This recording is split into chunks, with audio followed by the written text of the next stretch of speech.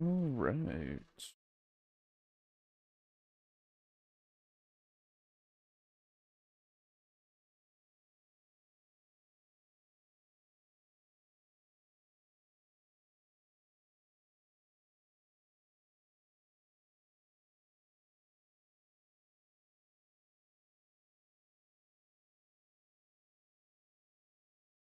There we go. Let me just get this. Hello, hello, hello. What's up, Kraken? Good evening. Good evening. Good to see you. Let me make sure that this is working correctly. Yes. Yes. Good. Okay. Cool. Oh. Well. Happy Valentine's Day.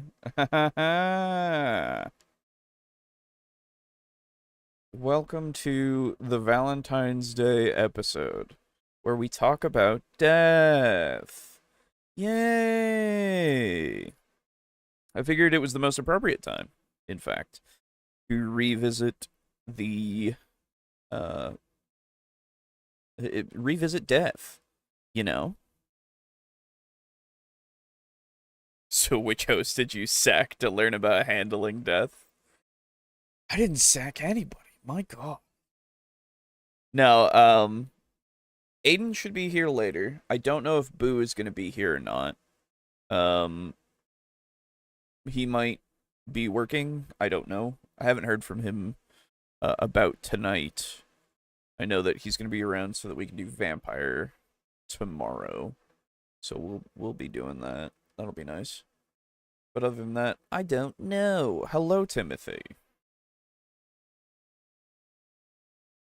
But yeah, so so for those of you who aren't in the Discord, which at this point, as well, there are some people who are probably not joining Discord just because of the whole like age verification thing that's happening with like Face ID and shit, which I understand if people don't want to give Discord their information and all that. So I don't blame anybody for not joining the Discord and stuff at this point. We aren't I mean, we're still going to be using Discord. Um and when the age verification Face ID stuff, unless it forces me to do so, I'm still going to be using Discord. I just we don't like do anything with any of the channels Discord that would be affected by it. So, we should be fine, I would hope. But yeah, unless it forces me to, in which case, ugh, you know.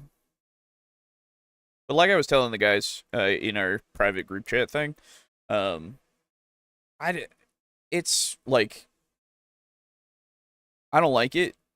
I don't like what they're doing, but I'm still gonna use Discord because it's it's incredibly convenient, you know. So, um, yeah, I don't know. If we lose some people on the Discord as well because of what's coming, that's also fair. I get that. But all that to say is, in the Discord, Boo made the joke that we would be covering Fatal today. It was kind of funny. I saw that, uh, and I was like, "Oh, that's a thing." Yeah, we're not doing that. We're covering death. It's gonna be great. Mostly active on Anime Planet Forum. Fair enough. There you go.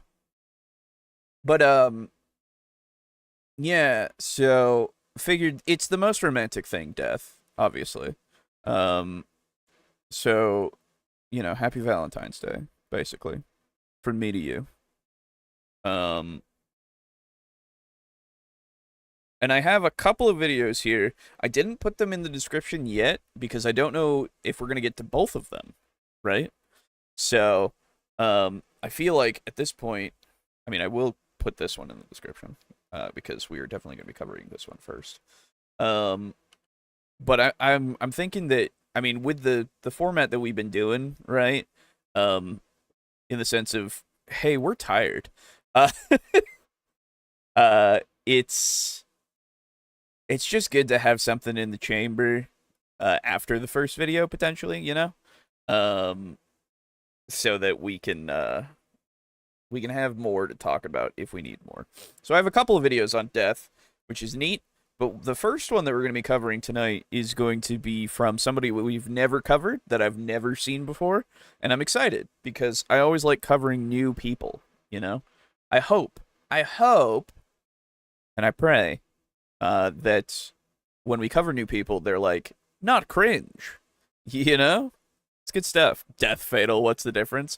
Good question. Very little, right?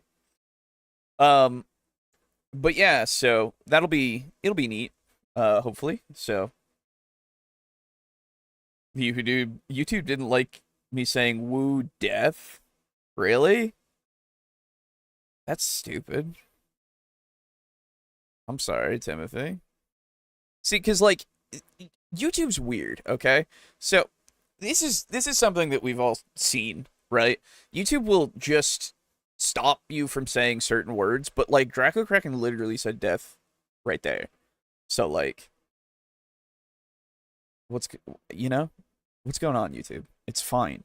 You can't just talk about the concept. My God. Never sleep and never die. True. Hey, Chara.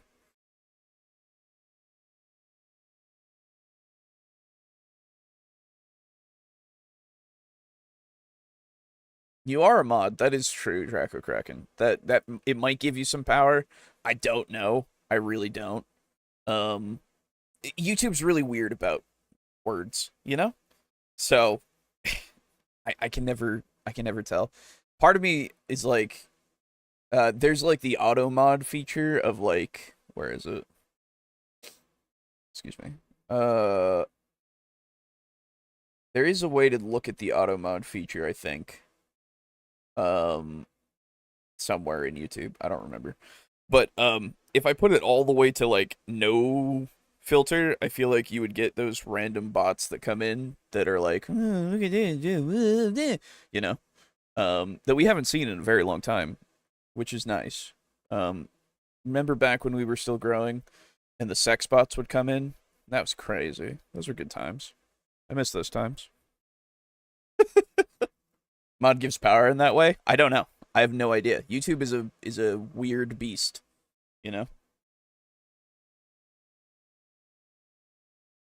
Anyway, I hope everybody had a good Valentine's Day. I mostly did very little. In fact, I listened to videos and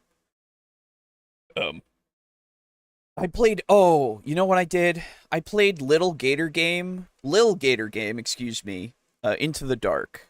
If none of you know Lil Gator Game, it's a very, very adorable platformer, collectathon-y kind of just feel-good game, and I highly recommend it. It makes me, like, tear up because I'm not able to be as wholesome anymore as a kid as they are in that game. It's great. I love that game. And the DLC just came out recently, and I went through it in like little under 4 hours. Man, Lil Gator Game, great game, great fucking game. I remember the Russian bots, yeah. But that's been my Valentine's Day. I hung out with my cats. I played Lil Gator Game. Um, I fell asleep, and good stuff. I actually woke up early today, which was really annoying. So I had to fall asleep. But I've got some caffeine in me, so we're good. Watch some stuff about Timberborn after you talked about it. It's cool. Yeah, dude. Timberborn's great. It's going to get 1.0 soon. I think. If it hasn't gotten 1.0 yet. I don't think it has, but yeah, Timberborn's great too. Anyway, so like I said, Aiden will be around in a while. I'm not sure. Maybe 10 more minutes, maybe 15 more minutes, who knows. And for now, I suppose let us get to... Oh, you know what? I don't do this enough, and I apologize that this is the thing that I'm gonna do. May I tell you that if you are watching this right now, you can also listen to and watch the podcast and the vampire stuff on your audio streaming service of choice, that being your Spotify's, your Apple podcasts, whatever it might be, because we are around there. And for those of you who are listening on those ones exclusively, hi. We also can put video on, I think, Spotify now, because they allow that. So if you're watching it on Spotify, hi. Hope you're doing well. Thank you for tuning in. But yeah, if you're out there in Spotify / Apple / whatever podcast service of your choice land, leave us a little review thing of like the ratings and stuff. That'd be cool. That'd be kind of cool, right? If you would. I mean, it's, make it whatever. I'm not asking for a specific rating. I'm just saying, if you would, that'd be cool. Anyway. Also, I would never encourage anyone to deepfake a face into scan into Discord. That would just be dishonest. That's fair. Yeah, I would never say that either. The thing is, from what I gather from their policy, from what I hear that they're blocking off, it's literally nothing that I care about. Like, in the sense of, like, spoilering images and stuff. So I'm like, okay. I'm not going to give them my face because I don't run in any communities that really spoil their images and such. And if somebody messages me and they're an quote-unquote verified user, it's not like I'm going out there to like talk to people about anything that's like crazy. So I don't know. It's good to see, I guess, for those who are like if you utilize it and you're like, I don't know, a underage person, I suppose, then you can like, have some protection, I guess. I don't know, but either way. Jesus. I don't know. I don't like it. I don't like the idea of giving them my social security number or whatever the fuck, right? My face or whatever. But my face is already out there on the internet for me, so I'm fucked anyway. And it's got like links to accounts and stuff that have my information, so like I'm fucked if Discord ever gets hacked or whatever and somebody targets me, Anyway, following program was brought in part by viewers like you. Thank you. Exactly. Persona? Probably not for the scan. Anyway, okay. That's enough about Discord being weird. And viewers like you. Thank you.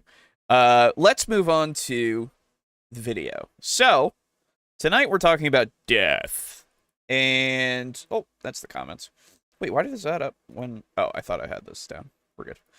Tonight we're talking about death. And this is a video called How to Handle Character Death in Your RPG Without Killing the Fun. Ooh. This is brought to us by XP Lovecat Tabletop RPGs. So there you go. We'll see what we have here in terms of how to not kill the fun with death, right? Now, obviously from the beginning, from the offset, the way that you don't kill the fun is that you're okay with your character dying. That's my first point of advice. Be okay with the fact that your character could die at any moment. Because in TTRPGs, you could die at any moment. Because, I mean, depending on the type of TTRPG you're playing, you could die even quicker. Because having death is part of the stakes, right? If you aren't able to die, obviously there's some TTRPGs where death is not even factored in, right? And that's fair enough. It has other ways of raising and lowering the stakes, right? But death is a very easy way for you to have tension and a lot of stakes to take into account, right? So like your danger that's going on with like either fights or just the world in general, all that kind of stuff. You just got to be okay with the fact that sometimes you'll make a bad decision, or sometimes something will happen that's unexpected, and your character could die. Does it suck? Yeah, probably a little bit here and there, right? Um, there are characters that I've played that I've been like, man, I really hope they don't die. I like this guy, you know. Um, but at the end of the day, that's just part of the story to me, right? If my character's dead, usually it's because something has happened that is at least somewhat interesting, I would hope. And if they die unceremoniously, that also becomes a vehicle for other characters, right? It can, at least. Because, excuse me, I'm a little stuffed up. I don't know why. But I remember there was a campaign that I was in where I was playing a character, and that character died because the other players had decided to just kind of like have a conversation while my character was dying. Okay, and we were playing D&D, and I was used to the whole 6 seconds is a round, right? And when they started just talking, when my character was still down, I made the decision that I would start rolling my death saves. Um, Now, maybe that wasn't necessarily fair, quote unquote, to the other players, but I was like, the everybody is just kind of not paying attention to the fact that my guy has been um taken down and he's at negative health and he is dying. So what am I supposed to do here? Why would I not like act like my character matters, you know? Um to me, more so than what's going on in the situation, right? Um I don't know. It seemed like it worked for me. I was fine if my character died. I was upset that nobody else was like in the situation, I guess. Nobody was paying attention to like how it was going. So I was like, all right, well, here we go. And started rolling. And it took 4 rolls. This was in D&D 5th edition. And it took 4 rolls and my character died. And when they finally got to the point of saying, all right, do you maybe you should take care of the guy on the ground, I looked at my DM and I went and I shook my head. I was like, Hello, sir. "Oh, hello. How are you doing this evening? I'm doing well. How are you?" I can't quite complain. That's good. What are we talking about? We're talking about death. Ooh, boy. Yeah. Uh, that is one of my favorite topics. Right? Just like thematically, I think death-themed characters are pretty cool. Or are you I'm talking talking like about character actual death? character death. Okay. Have I ever killed a character? Yes, I have killed a character actually. Ooh. Um, I've told you about Gurman in my first campaign, Yes. the troublemaker. Yes, I Yeah, remember. yeah, yeah, yeah. Yeah, he tried. He got the entire party jailed, and Yes. then decided to stage a one-man. Um, he decided to bring them all free. A Yes. one-man jailbreak of the whole party. Yes. And when the barbarian saw him, the barbarian was so pissed at him that he kicked him. And accidentally kicked him so hard into the bars that he died. Ah. I see. Um, I don't yeah, remember that. nat 20s are a bitch. Ah. Yes. But also, like, I don't know. I kind of feel that Gurman had been deserving to die for a while. Yeah, there is sometimes where that happens, right, with a character. I just, Eh, what are you gonna do, right?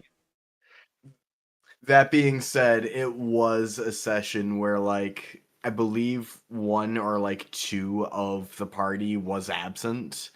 And I Mm, was like, well, without the entire party here, we can't say actually what would have happened. And mm, so I pissed out and we restarted the whole day. mm-hmm. And I now I see. would probably just let Gurman stay dead. He was a problem character. Yeah, I get that. Yeah. Um, well, I was talking about, there was a character that I was playing, and basically, we had gotten into the party had gotten into a fight, and my guy went down pretty quick. And he was just on the ground. Um, and he had gotten to the point that he was dying, and this was in fifth. Mm. So, and at the time, it kind of like, and like I get it a little bit to a degree that this was happening, but like at the same time, nobody cared. So the party, some of the party basically just started talking to the person who gave up. Um, after they had done like enough damage to like get them to a point of like, you know, um, having them give up, and so um, Mm. they just kind of were Hey, talking to the character. Um, okay. and I was like, huh, okay, I guess I'll just start rolling death saves because you guys are just talking. Because I was like, I mean, maybe maybe I'll be okay, but maybe I'll die. I mean, they are literally just not, like, nobody seems to care that I am on the ground dying. But okay. Yeah, just bleeding out in front of them. Yeah. So I was like, cool. So I started rolling, and like I said, it took 4 rolls, and my character died. This was an incarnation of Yulon, by the way. Um, Damn. yeah. So he died after being with the party for, I want to say 2 sessions, maybe 3. Um, they had barely known him, which is fair enough. That's fine. Like, there's nothing wrong with that Mm, part of it. mm. But like, uh, basically, when the DM at the time was like, had kind of like noticed at a point that nobody cared that my character was dying on the ground. Um, they looked over at me. Or sorry, they looked at the person who was talking and was like, "Yeah, okay, we should probably continue this conversation like maybe after you get your friend up." and and I looked at them and I shook my More, head. literally more concern from the enemy. Yeah, Or yeah. yeah. And I looked at them and I shook my head and I was like, "No, he's dead." And everybody went, Yeah. "What?" And I went, "Yeah, no, you guys were just like talking, so I started rolling death saves, and he's Yeah. dead." And like, it honestly, it was probably the best thing that happened for that group. Um, because they started taking things a little I, bit more seriously for like characters dying. yeah, I guarantee you what happened was they thought, "Oh, wow, combat is Yeah, over. We now have no time pressures on us. yeah, We are now in a safe spot. yeah, We are in a dialogue scene yeah. where like the character can spend the first half of the scene fucking unconscious and actively dying. Right, exactly. So I was, Yeah, eh, time doesn't pass." yeah, exactly. So like, I just kind of, and like maybe it was a little unfair to the DM, maybe at the time, but um, they were okay with it as well. So it was like, okay, yeah, cool. I felt really shitty about it, and they felt really shitty about it, and everybody around the table went, "Oh fuck, we just let him Was that die." with us? No, that was not with you guys. No, Okay. no, no, no. But Um, like, yeah. So basically, I mean, it was. I think it was good for both the players and the characters because the characters were even like, we didn't even know the guy. Like, we don't even know how he would want to be like buried and shit. Like, it became a thing. And I was like, cool. That's cool. Yeah, no, I was cool. Yeah, that's some really good development from everyone. Yeah. Though, because of it. Yeah. So, like, I was just like, and I was pissed a little bit because of that. Hey! Hey. Well, yeah, because your character just fucking died like trash. Hello, boo. Hello. Sorry, I I didn't have Discord open on my computer, and so I didn't hear the. Oh, you're good. You know. Yeah, no worries. Yeah. Yeah, no, but what I was gonna say was like they basically like discarded your character to like just die in a gutter. Yeah, exactly. Like, yeah, I would say you would kind of justifiably like a little miffed. Yeah, I mean, it didn't last too long, because, you know, it rolled off for a little bit, because I was like, well, at least, you know, this has kind of done something for the group. I'm glad. Yeah. But, like, yeah, in the moment, I was like, well, cool, you guys just kind of let my guy die. Cool. Was this something recent? Or... Not recent. This was a while back. Oh, okay. Yeah, we're just discussing character death. Yes. That is I saw that was the topic. Yes. So, but yeah, so, all that to say, character death is very powerful. Like, it's very good as both, like, what I was saying before, raising stakes, allowing you to feel like the world is actually real and dangerous, as well as something that can teach characters and also players, if they're inexperienced, there are consequences to their actions, you know? And I think it's really important, and I think that, you know, if the game allows you to have death in some way, that it's not something that you should necessarily shy away from, because it can be incredibly useful for a lot of different parts of the tone. There you go. Okay. Wow, thank you. You're welcome. So, that being said, this video, like I was saying before, is how to handle character death in your RPG without killing the fun. So, I think that's, I mean, I'm excited to know, what the ideas are here. And like I was saying, my first point of advice is just be okay with the fact that your character might die. You know? So, yeah. Oh, Timothy says, oh, Boo, I think your main channel has your actual name on it instead of PrinceBoo21 last time I saw it, unless you already fixed it. Oh, that's fucking weird. YouTube has done this thing where they go by weird, like, they've changed a bunch of shit. Yeah, I'll need to look into that, I guess. Yeah. If they've changed it, then I was unaware of that. Yeah. Anyway. Right. It sure is nice to know that I was automatically doxxed without my fucking consent. Yeah, that's isn't nice, it great? isn't it? Yeah. Will you be ready to answer? I'm XP Lovecat, and today we're talking death. Death is one of the most interesting parts of a role-playing game, and in my opinion, tends to level up the stories that you get to tell. Often in my group, the moments we tell stories about years later have to do with character death. I say that to let you know not to be afraid of it. Oh my gosh, did this video just become existential? As a GM, when one of your player characters dies, whether it's in a sprawling campaign or a chaotic one-shot, it can be difficult to navigate. Now, most advice out there talks about character death in long-running campaigns, and I do want to talk about that, but I also want to shine a light on how to handle death in one-shots, because yes, it matters there too. By the end of Yeah, it does, but I feel like, at least for me, and it probably maybe goes for you guys too, one-shots are easier for you to just kind of go, like, it's fine. Yep. You know?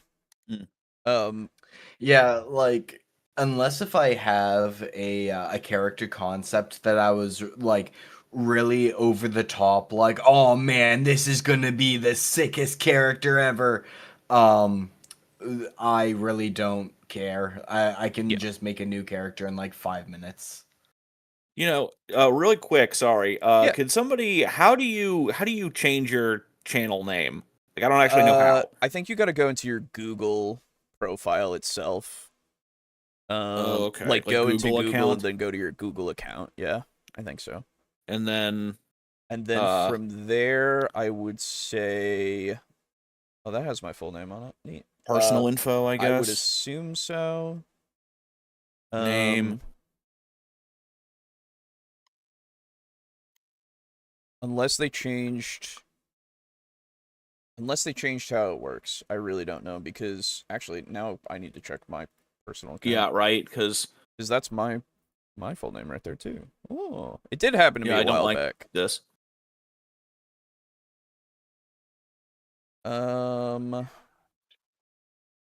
Sorry everybody. This is Yeah, sorry, this is slightly important. I apologize.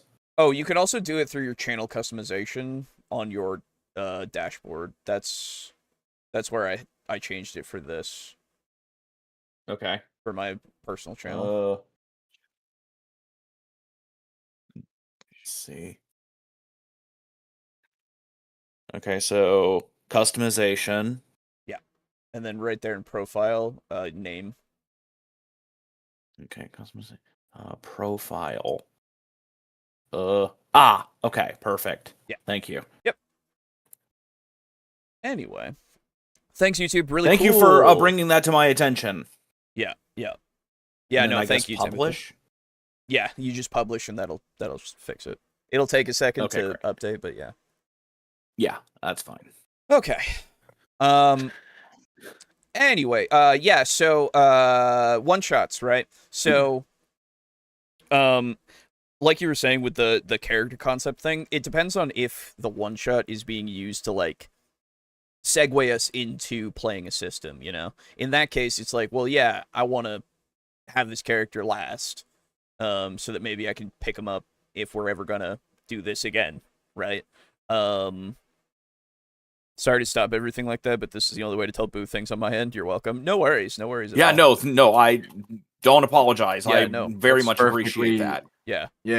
We Because all I don't really appreciate it. look at my own channel anymore. I just watch videos on YouTube. Right, exactly. Anyway, but yeah, so let's see. At the end of this video, you'll have a toolbox of tips and ideas for managing character death in both types of games. So let's start with my overarching tips for character death that will apply no matter what kind of game you're running. The first thing to do is to set expectations early. Players can handle almost anything as long as they know what kind of story they're in for. So before the session or campaign starts, chat about the likelihood of death. Are you running a high lethality dungeon crawl, a doomed cosmic horror tale, a heroic epic where resurrection is just another Tuesday afternoon? The goal here isn't to spoil the plot, it's to sync everyone's expectations so character death feels like a natural part of the story, not a surprise gut punch that breaks immersion. This is also a checkpoint with your group. Is everyone cool with these expectations? Getting confirmation that players are on board if death is frequent or expected in the game is important and will make when death happens shine even better. For example, if you're running a one-shot Morkborg, it's practically expected that half the party might be dead or mutated by the end. If you're running a cozy, low-stakes fantasy story, then you should prep players that death can still happen unless all the players agree that they don't want it in their game, but it should be infrequent. Even in D&D, which tends to be heroic by default, there is a big difference between like a tactical meat grinder and narrative character drama. So defining which your game is going to lean toward is important. It's interesting to have that as the point about D&D having kind of the two aspects, I guess. Which it can be, I suppose. It's just one of those I agree with the whole setting expectations before you do anything, really, right? Because you're just talking with your group and you're making sure that everybody knows what's going on because you have the idea and you're hoping that they're like, yeah, I want to play that. Hell yeah. You know? Yeah. Pretty easy. Not anything really comment on besides. Yeah, the only thing that I'd maybe add would be just to appreciate how different death feels in both of those contexts. Like, Mm. if you're signing up for a meat grinder campaign, you're probably showing up for like ready for 3 or 4 character deaths like per session, maybe even. So like whereas in a narrative campaign, a character death is like it's a real pause for everyone. But like if you're just showing up for like some beer and pretzels D&D with 4 rogues, Yeah, yeah. Yeah.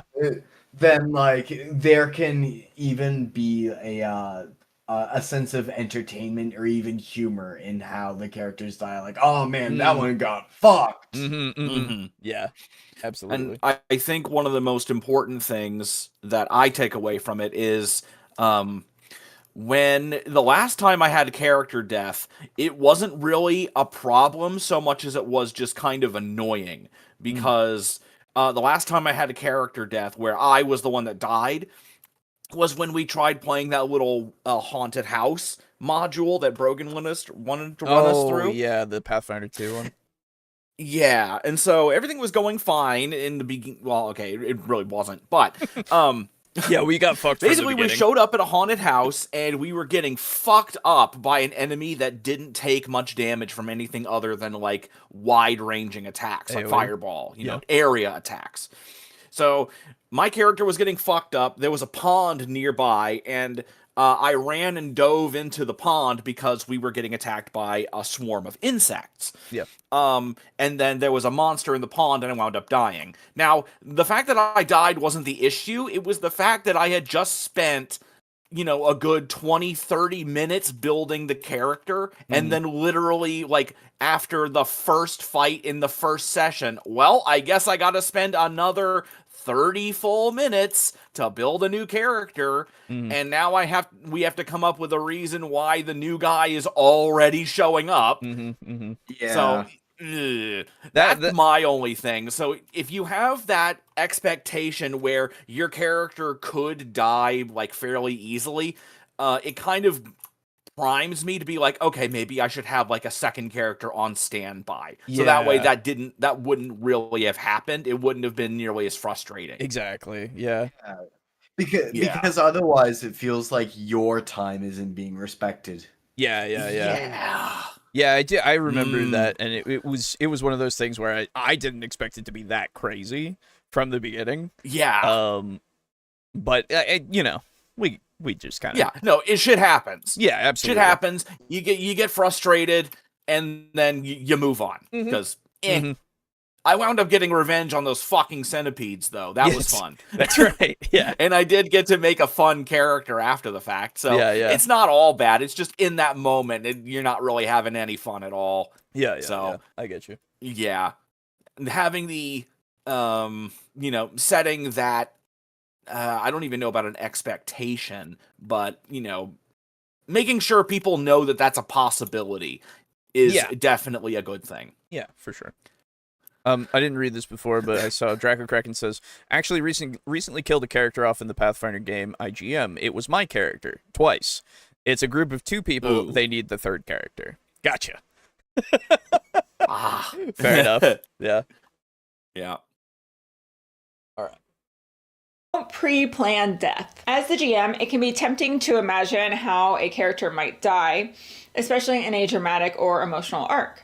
But it's much more fun and natural if you don't pre-write their death scene in your head. One of the best parts of RPG storytelling is that none of us know exactly where things are going, not even you as the GM. When you let the dice do their job, you're opening the door to genuine surprise. And that's where most of the memorable, shocking, or weirdly poetic deaths actually come from. It might not happen necessarily at the perfect moment in the story, but sometimes that makes it better and different than writing a novel. I was okay. Very very basic thing for just in general playing any TTRPG.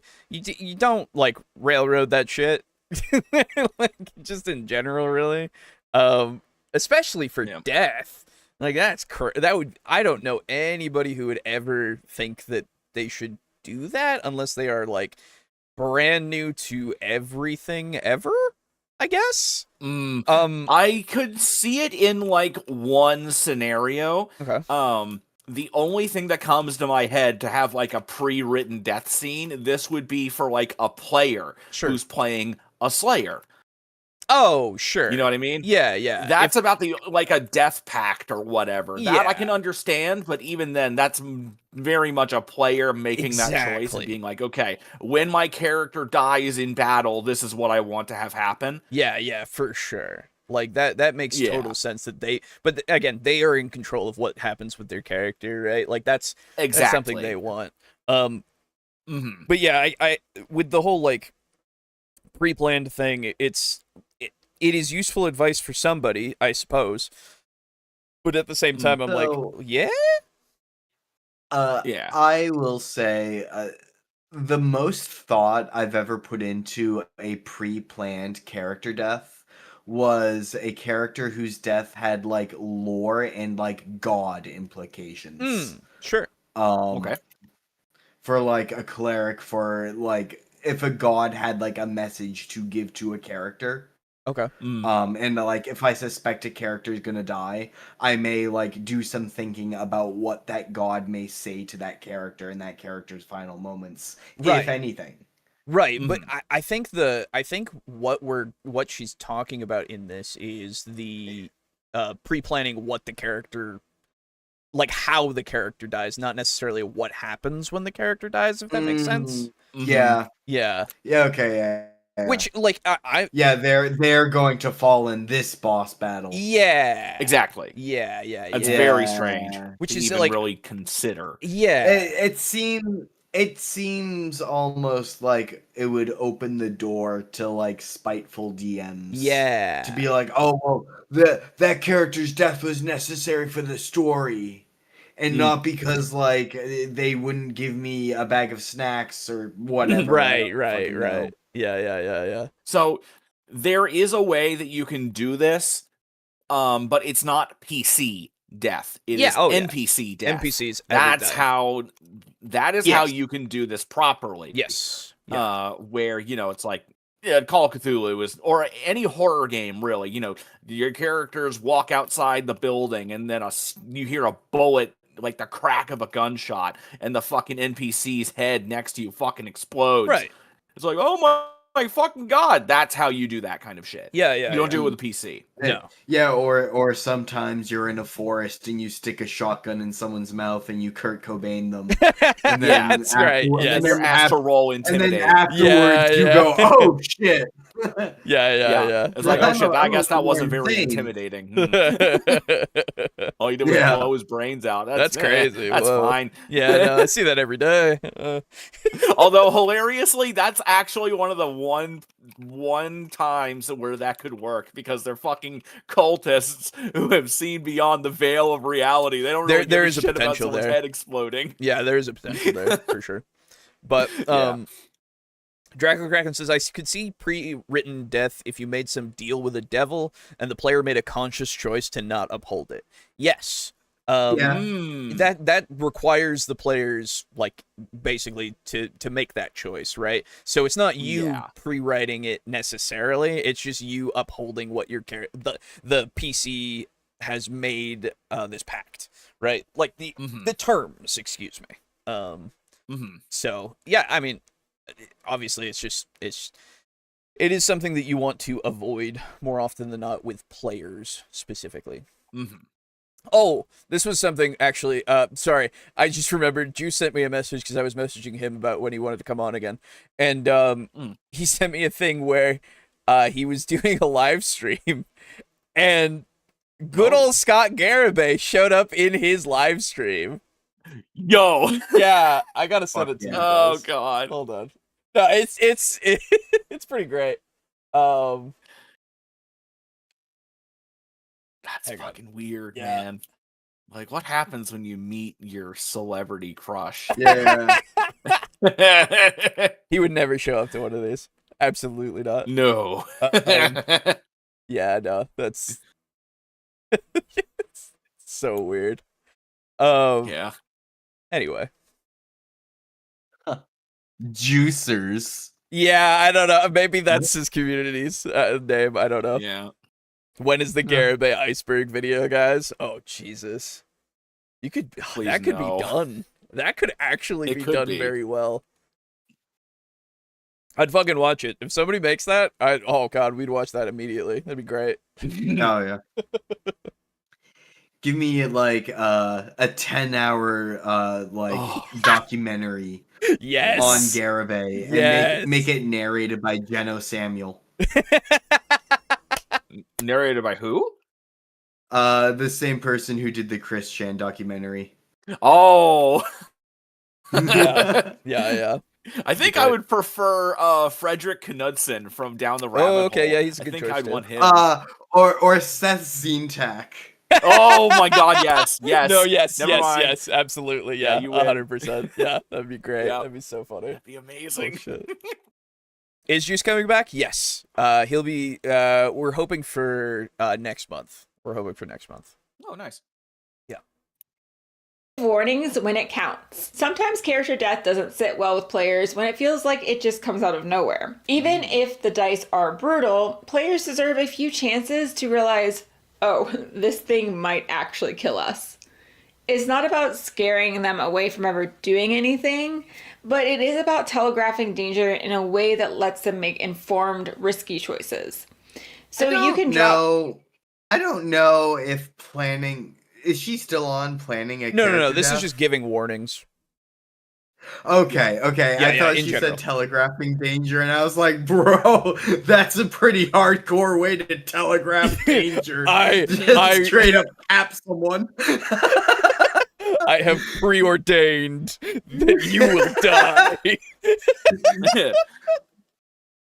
Signs like, this beast is massive, twice the size of the thing that you last fought, or that bullet hit him right in the chest and he barely flinched. For particularly lethal things, I like to have the 3 warning system, which actually does double duty in that the warnings help build tension and raise stakes. This way, if death does occur, it doesn't feel like the player's agency was taken away at such a critical moment. True. Consider alternative. Alejo, would you pause? Yeah, Thank you. This very much reminds me of you telling me about the players looking down the hallway and seeing like a bunch of blood stains down the middle of the hallway, and them going, it may be trapped. Yeah. Yeah, exactly. I don't know about that. Is that true? There's a lot of blood down there. It's all dried and stuff. I'm sure it's fine. Yeah. Not fine. There must have been a it's dry. blood elemental there. Yeah, it was It's just dry, man. It's fine. It's Yeah. not fresh. It's No, fine. it's just a. They just, Yeah. Whatever it was died a long time ago. Exactly. Exactly. Man, this spot sure was dangerous 200 years ago. Yeah, these traps, they probably don't work anymore. It's been 200 years. Yeah, absolutely. Memes would have you believe that players never listen to warnings. That's true. Memes would have you believe Yeah. that. And in certain circumstances, memes are true. Mhm. To death. Okay, so personally, I subscribe to death is death. True. If someone goes down, I usually let that be the end because it makes the stakes feel real and the choices matter more in the story. Exactly. But this is tabletop RPGs. The rules are whatever's most fun for your It's also group. true. So you can work together with the group to figure out if some alternative consequences would work better. So this could be like brutal injuries, scars, or long-term debuffs that tell the story without ending it. Your character survives, but now they're missing an eye or walking with a limp. I typically see this option used more in long-form play, but it can come in for one-shots if there is a good chunk left of the session or their character plays a critical piece in the story that the table just isn't ready to chop off. Now, I tend to feel like these options work best when the table. That would be an interesting way to handle a campaign. If you have more veteran players who are more experienced with doing stuff like role playing a limp or something Yeah. like a grievous injury that lasts. If you have more experienced players who like would like to have a multi-year campaign where it's like, oh dude, this is going to be some grand story and we're each going to set out with our characters, and by the end of the story our characters may be fucked up from our journeys.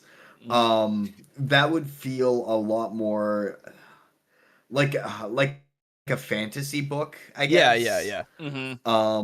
And that would be really interesting to see, like, if it could be, or like, if the players were capable of that, you know?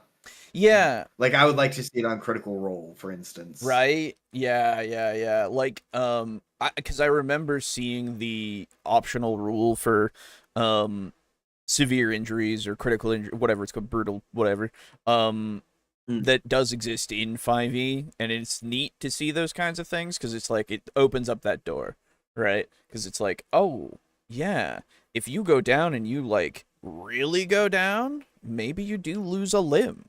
It's like, whoa, you know? It would also be really funny if that campaign just went on and on and on, and eventually you just wind up with a bunch of fucking, like, all the characters are, like, in the fucking powered wheelchair. Yeah. They're all missing, like, all their limbs. They're just, like, fucking battle That'd be nuggets. rad, dude. Yeah, dude. It'd be Absolutely. fucking really funny. It would be kind of funny, but it would also be pretty sick. Yeah. Yeah, no, I don't know. I just think that this is a really funny image to me. All Sure. the fucking, it's like a Kenshi torso start. It's like that, except that's how it Perfect. ends. Yes, yes, yes. True. It's the reverse of how you normally end a Kenshi torso challenge. Yeah. Getting cybernetics and shit. Mhm, No, mhm. you just wind up with just a torso, and you're like snailing across the fucking Yeah, dude. inchworming across the world. It'd be really funny. I've gotta up my athletics, dude. I've gotta do it. All right. Yes. And you up your athletics a lot when you're just a torso. Oh yeah. Squirming across the desert. Exactly, dude. Exactly. But yeah, no, I think a lot more. I would love to see it being put into a lot more of these kinds of campaigns that you see, just so that it's one of those things of like, yeah, the stories that you've read or seen and all these kinds of stuff where characters literally do lose an eye or lose a hand or something happens to them, and it just it's a reminder, of like, well, we were in danger and we lived. You become is it doesn't Guts not have an eye? Is that true? Yes. Yeah. Yeah, I don't think Guts. Yeah, I think Guts. I think he only has one eye. He is missing an eye and a hand. Yeah. Okay. Well, hey, there. Whoa. There you go. Now I know anime. Haha. I've never seen Berserk or Me read either. it. I just know a little bit about it. Berserk's Anyway, super fucking cool. Yeah. It yeah, is. I know. The game that this would work amazingly well with would be 7th Sea, because pirates, eye patches, hook hands, peg legs, peg legs. It's literally that shit happened a lot, and there are rules for having a peg leg and rules for having an eye patch and shit like that. It's really neat. So you could absolutely do that. You also have your cyberpunks and stuff, right? Where it's like, oh shit, you've been a runner for a little bit, but then you lose your fucking arm. Well, now you have to save up enough to buy a new one, becomes a kind of a necessary part of survival at that point. In that world, unless you just start out with cyber. I mean, you could absolutely, but like, I'm just saying, it's just one of those things of potentially you go just full fucking transhumanist. Like, fuck the weakness of flesh. I crave the certainty of steel. Exactly. Yes. Be a tech priest, except not to that extreme, because you'll run out of humanity in like an instant and just go cyber psycho. That's fine. Have you seen Edge Runners yet, or no? I have not yet. No. I will. Oh. One day. No, you won't. That's not true. I get to things eventually. Oh, okay. Like your library of 7,000 games. Hey, man. I'm getting through them here and Going there. anywhere. Yeah, it's Yeah. not. Yeah, I'll die before they That's do. true. Yeah, it's true. Limp is a weak consequence. Your player is incontinent. Limp Limp is one of those ones that I'm like, yeah, like Yeah, right. oh Like, oh no, I have okay. a limp. Yeah, we can go with that, man. But like, Yeah. what if we like took off your foot? Yeah. I remember the when we were playing first edition with Brogan a long time ago. We wandered into a cave that had a white dragon in it, Oh, and there was a door that I want to say Aiden opened up, and he got blasted full fucking force with ice breath and instantly dropped. phew. But instead of having him die just instantly, Brogan and him talked it out, and he wound up going deaf in one ear after his ear was like frozen instantly because somebody Ooh. yanked him out of the way just in time. Yeah. So he would take Yep. penalties to like perception checks and shit like that for I forever. remember that. That's Yeah. cool. Yeah. It was Yeah. a permanent -1 or 2. Nice. That's a Yeah, it lot. was something like that. That's a lot in that Yeah. game. Oh, in first edition, yeah. Yeah, that's a hell of a lot in that game. Yeah, because, it was either that or it's just, oh, you open the door, you're dead. Yeah, And that's yeah. no fun. The bitter taste of this plant is fine. Eat more of it. Yes, exactly. Was that when you were playing Muscle Wizard? I think that was when you were playing Was. Muscle Wizard. Yep. Nice. And I got my revenge on that dragon by hitting him with my wand, which was actually like a fallen tree. Yes. Like, I remember that. And, like, pinballing the dragon's head between the floor and the ceiling of like that shallow cave. Fuck Yeah, dude. It was a small little cave. It was great. Fuck yeah. That's awesome. And then I got my fucking head exploded, which sucked. Yeah, you did. oh, I remember I you got talking frozen. about that. Yeah. Yeah. I got hit by like ice bolt or something, ray of Something, frost, yeah. maybe. I don't remember. Yeah. You keep punching Yeah, gnomes yeah. until the bones in your hands become solid rock so you can shatter stone but can't write anymore. Dude. Yes. Yo. That's awesome. So you fucking become, what the fuck is his name from Baki? The guy who loses his hands and then Dopo Orochi, because he fucking loses his hand to something. I forget what. And then he starts punching people with the stump. And he's like, man, I trained so hard, I wish I didn't have hands. And now that I fucking don't have fingers, I don't need to worry about breaking them. He just like punches people with his stump. That's so dumb.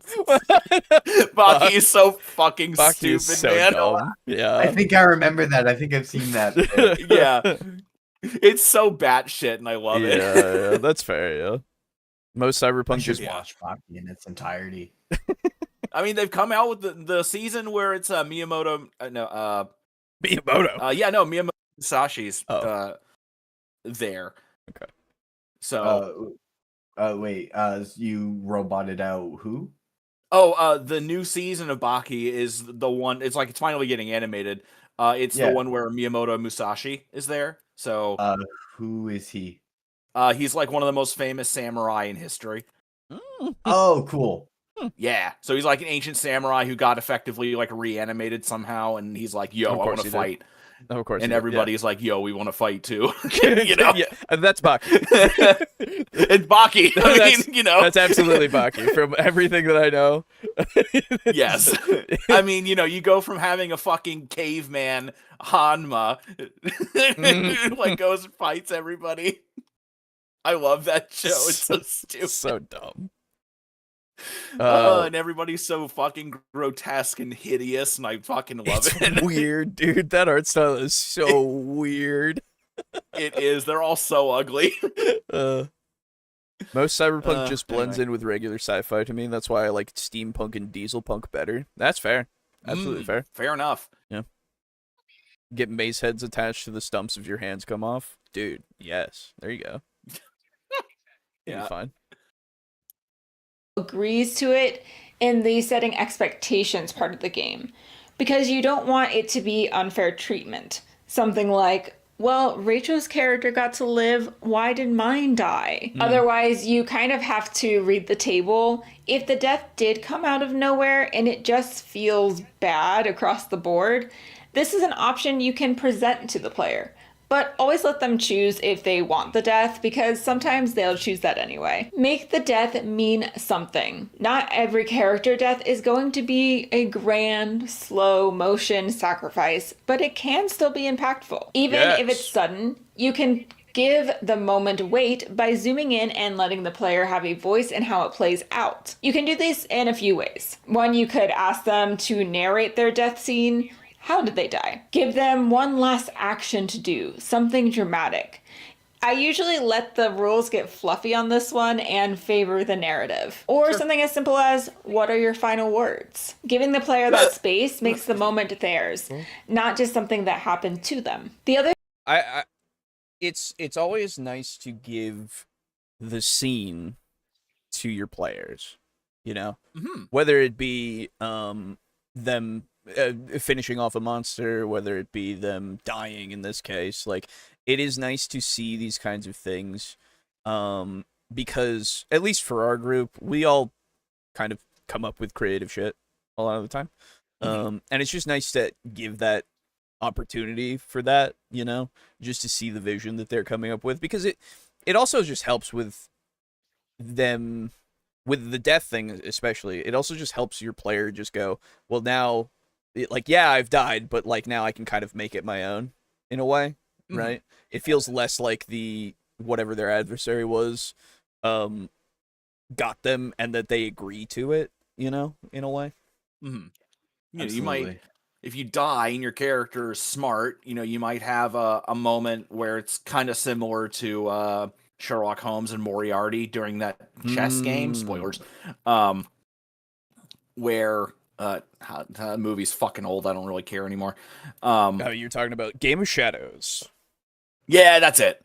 I know that. You know, they get the chess game, and then they get in the big fucking fight. Sherlock gets fucked up a little bit, and then he like pulls Moriarty off into the water and shit. That's always a good way to do it, where you drag the fucking enemy that got you off to their death, as long as the DM is okay with that. Yeah, sure.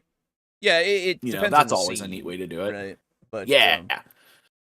Yeah. And the other thing that's helpful about that type of thing is that if the player died in kind of a weird spot or an awkward spot, and the DM is kind of struggling for how to continue, having the player describe their death can kind of help with that, because they may pull the situation in a way that makes things a bit more fluid to describe for the DM.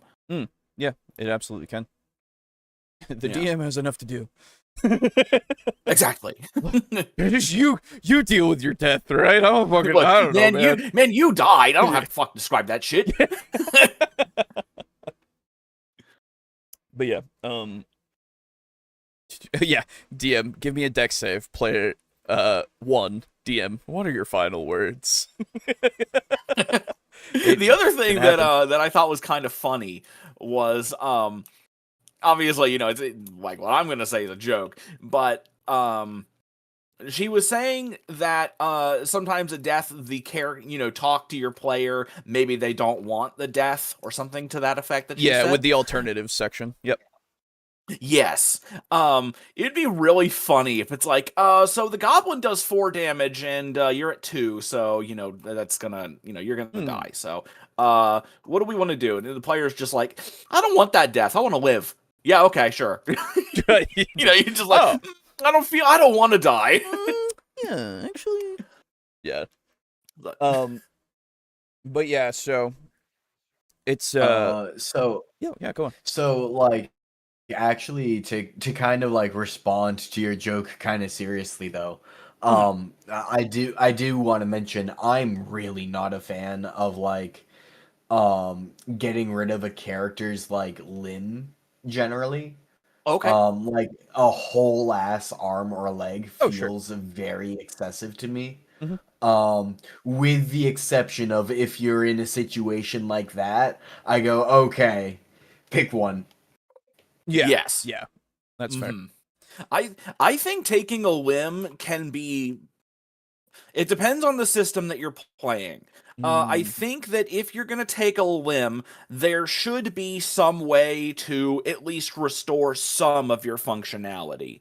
mm. Oh yeah, of course. I know that there is. Let me see here. Remember how when we played Devils and Dice, I had a whole bunch of weird fucking magic items for you guys, and just like Yes. weird items, like Mez's super slingshot, which is Yes. literally just like a modern slingshot. Yeah. I bought a whole bunch of D&D, like kind of not even like third party, more like fourth party books, whereas like spells, magic items, and all that kind of good shit. And one of the ones that there was this essentially kind of like a bangle type deal, like a piece of jewelry. You know what a bangle is? Yeah. Playing And- Final Fantasy VII now. Yeah, I know what a bangle does. Oh, I was hoping you were gonna say fucking Resident Evil 4, because there's Oh, like no. loot items that have a bangle. Anyway, That's true. Actually, yeah. True. yeah. So there was this magic bangle that when you put it on, it gave you like a ghost limb if you were missing a limb. Cool. That'd be cool. But it's this super rare, expensive item. And so, like, you say you go on an adventure and there's like a fucking enemy that has a Vorpal, attack with Vorpal, Sure. and you lose a limb. Well, now you're like, well, shit, I lost my fucking arm. And then, like, you go to like a magic college. It's like, oh, is there any way we could like magic me up something that could maybe fix this somehow? And they're like, well, we don't have a spell for that, but we know of an artifact that you could, fucking wear, and it would give you like a ghost arm. Won't be as strong as your old arm, but, it's an arm. Yeah, it's better And than so- nothing.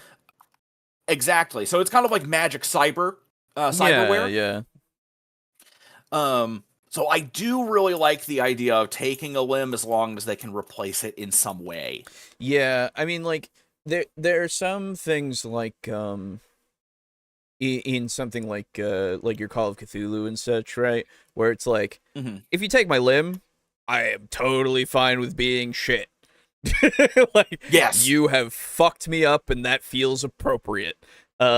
Yes, because it's Call of Cthulhu. Exactly, right? And in those kinds of cases, you can obviously just retire the character and have them, like, you can have them come back and do stuff too, but like, Exactly. but you can retire the character after the fact, and it's like, well, they're out.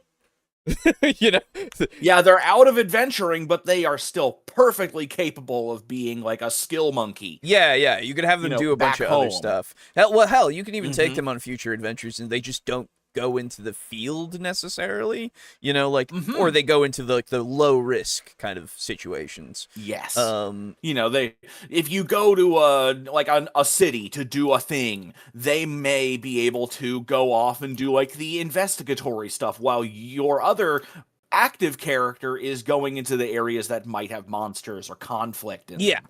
exactly. Yeah. It really just depends on how you utilize what happens, right? With those kinds of things, because like, yeah, losing an eye and stuff, it is kind of it hampers things, right? But like at the same time, for me at least, it doesn't hamper it enough that I go like, I can't, he can. Yeah, he this can character's ruined. yeah, no, he can keep going. It's fine, Yeah. all that kind of stuff, right? It's just like, first, it depending on the system, right? But like, yeah, I like the idea of maybe even for something like a fantasy setting, it's like, well, you lost your fucking arm, but hey, there's a guy who wants to make a deal with you. Like, yeah, you can give them like deal, you say? you can give them options, right? Because of that kind of stuff. And make it so that it's this thing that perpetuates their narrative in a different aspect, where it's like, oh, well, now you kind of have to deal with the fact that you now made a deal with some devil. It's like, Yeah, it kind of smelled a lot like ink. He was really small and kind of annoying. and and now you're like, Yes, contract. Yeah, it's a big ass contract, and your arm is now like inky and gross all the time, and when it gets wet, That would actually be it, pretty like, fucking sick. oh, it'd be sick as fuck, right? Like if you had like a cool fucking like ink arm, Yeah, that'd be dude. sick. It's like And its you have own to kind sign of the weapon. contract with your like inky handprint. Now. Yeah, dude. That'd be Yeah. awesome. It'd be really cool. Yeah. Um, That is one reason why I'm really happy that you basically all your characters survived, because if we play in my fantasy world, they're still there because they're immortal devils, you know what I mean? Yeah. They're there for all time, everywhere, all the time. Yeah. It's great. And so like, oh, if there's something happens to your fucking material world characters, you could absolutely make a deal with one of your own characters. It'd be fucking great. I would be kinda totally down for that. That would be pretty cool, yeah. Yeah. A character dies and you can't afford resurrection, so you take them to a wizard circle that has them resurrected, then uses them for a magical experiment that permanently alters them. Ooh. The other thing that you could do would be the what is it? So it's not the same in D&D, but you know how in a lot of sci-fi shit there's the whole like clone and transporter paradox thing. Yeah. Where you know exactly what I'm talking about, yeah. where if you get in a teleporter, are you being teleported or is your original self being destroyed and then a exact copy being created? Yeah. It's Soma. that, which is always a fun little mind fuck to think about. I love those. I really like the idea of the magical chop shop idea for a character revivification. Ooh. At low level, if they maybe can't afford to revivify, be like, Mhm. oh yeah, you get maybe brought back, but now one of your legs is a deer leg. Yeah. Yo! Yeah. Matter of fact, actually, in my first campaign, the big bad of that campaign was a fleshmancer, who Cool. had kept himself alive for like hundreds of years by like grafting off like the portions of his body that were dying, and then like grafting on new portions that were like younger flesh. Yeah. And so he was this weird mishmash of like bodies, a real Frankenstein's monster Yeah. type. Cool. His name was Malnox, but his sort of name that he went by was the Patchwork Doctor. Nice. Yeah. That's very cool. Good stuff. Did he give himself like an ogre dong, or did he stick with like a normal size? You 'Cause know, he- it was you know, it was never determined, but that is a very German question. Nice. Too many of those experiments and they go fully insane. Oh yeah, if they keep Yeah, dude, it's literally like Cyber Psycho. Yeah, exactly. Too Yeah, many magical dude. resurrections. Absolutely. That kind of Have the characters start having dreams where they're just standing in a field eating grass. yeah, because of the deer. Yeah. Ooh. Yeah. I like that. I like that a lot. I like that a hell of a lot. Mm-hmm. It's so frustrating to come up with all these good ideas when we can only play like one campaign at a time. It takes fucking years to finish one, you know? Yeah. You know. Feels bad. Guy who wants to make a deal to the one-armed adventurer looks like he could use a hand. God damn it. The thing I like to do is include the rest of the party in that death. Give each player a chance to describe how their characters are feeling when their fellow party member died. Maybe they just met this morning and it's more of a scare for them versus any empathy towards that character. Or maybe they've been friends for years and they're having trouble focusing on the combat at hand because they're shocked by the grief of their friend dying in front of them. Pausing the narrative a bit to dive into the emotions of the other characters gives more of a spotlight to the character death and enhances the story. I always like It absolutely, like, I we don't really do like check-ins and stuff, right? Like we don't necessarily do that because we kind of utilize what's going on in the narrative and just kind of react a lot of the time when we're playing, right? But I don't see it as a problem if you want to do something like that, right? Because it's just like I do want to know what other characters are thinking. Absolutely, I do. You know, I want to see how they're going to potentially change because they've lost somebody. Like if that matters enough to them that it would change them, even. You know, there's a lot that can be said, just from the reaction that happens after a death, for sure. To check in afterward. After the session wraps, or even during a quick break, it's worth taking a moment to check in with the player whose character just died. Sometimes they're totally fine and excited that they got a really good story out of it. Other times, they might feel a little bit bummed, blindsided, or unsure what to do next. And the only way to know is to ask. It shows that you care not just about the story, but about the people telling it with you. This doesn't need to be super heart to heart either. Often at my table, it's literally just, "You good?" And then they do a head shake and I give them a thumbs up. And that's it. It's just a little check-in to make sure everyone's doing okay. Now, the cool thing is I will say the one thing that I've done so far in the in current vampire campaign. Whoa! If you haven't gotten caught up, you should get caught up. Is when this is spoilers for those of you who haven't caught up, I guess.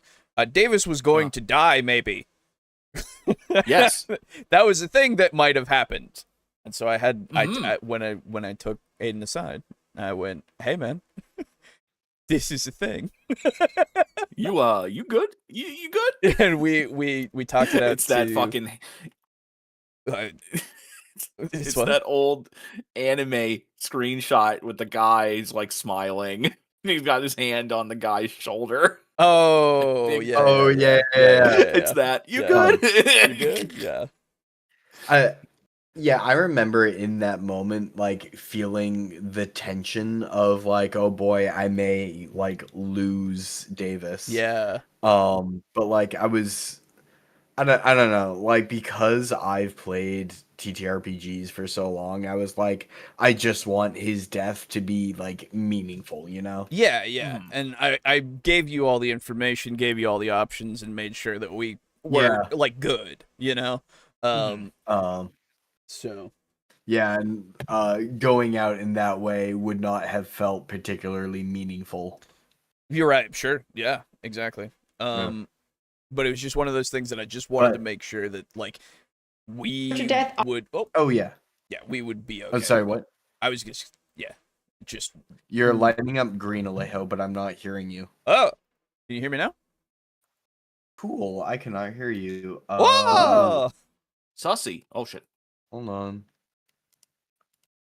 No, my computer's not muted. Let me try increasing your audio level. Oh, closing that. Try speak. Hey, hello. I hear you. You hear me? Okay, cool.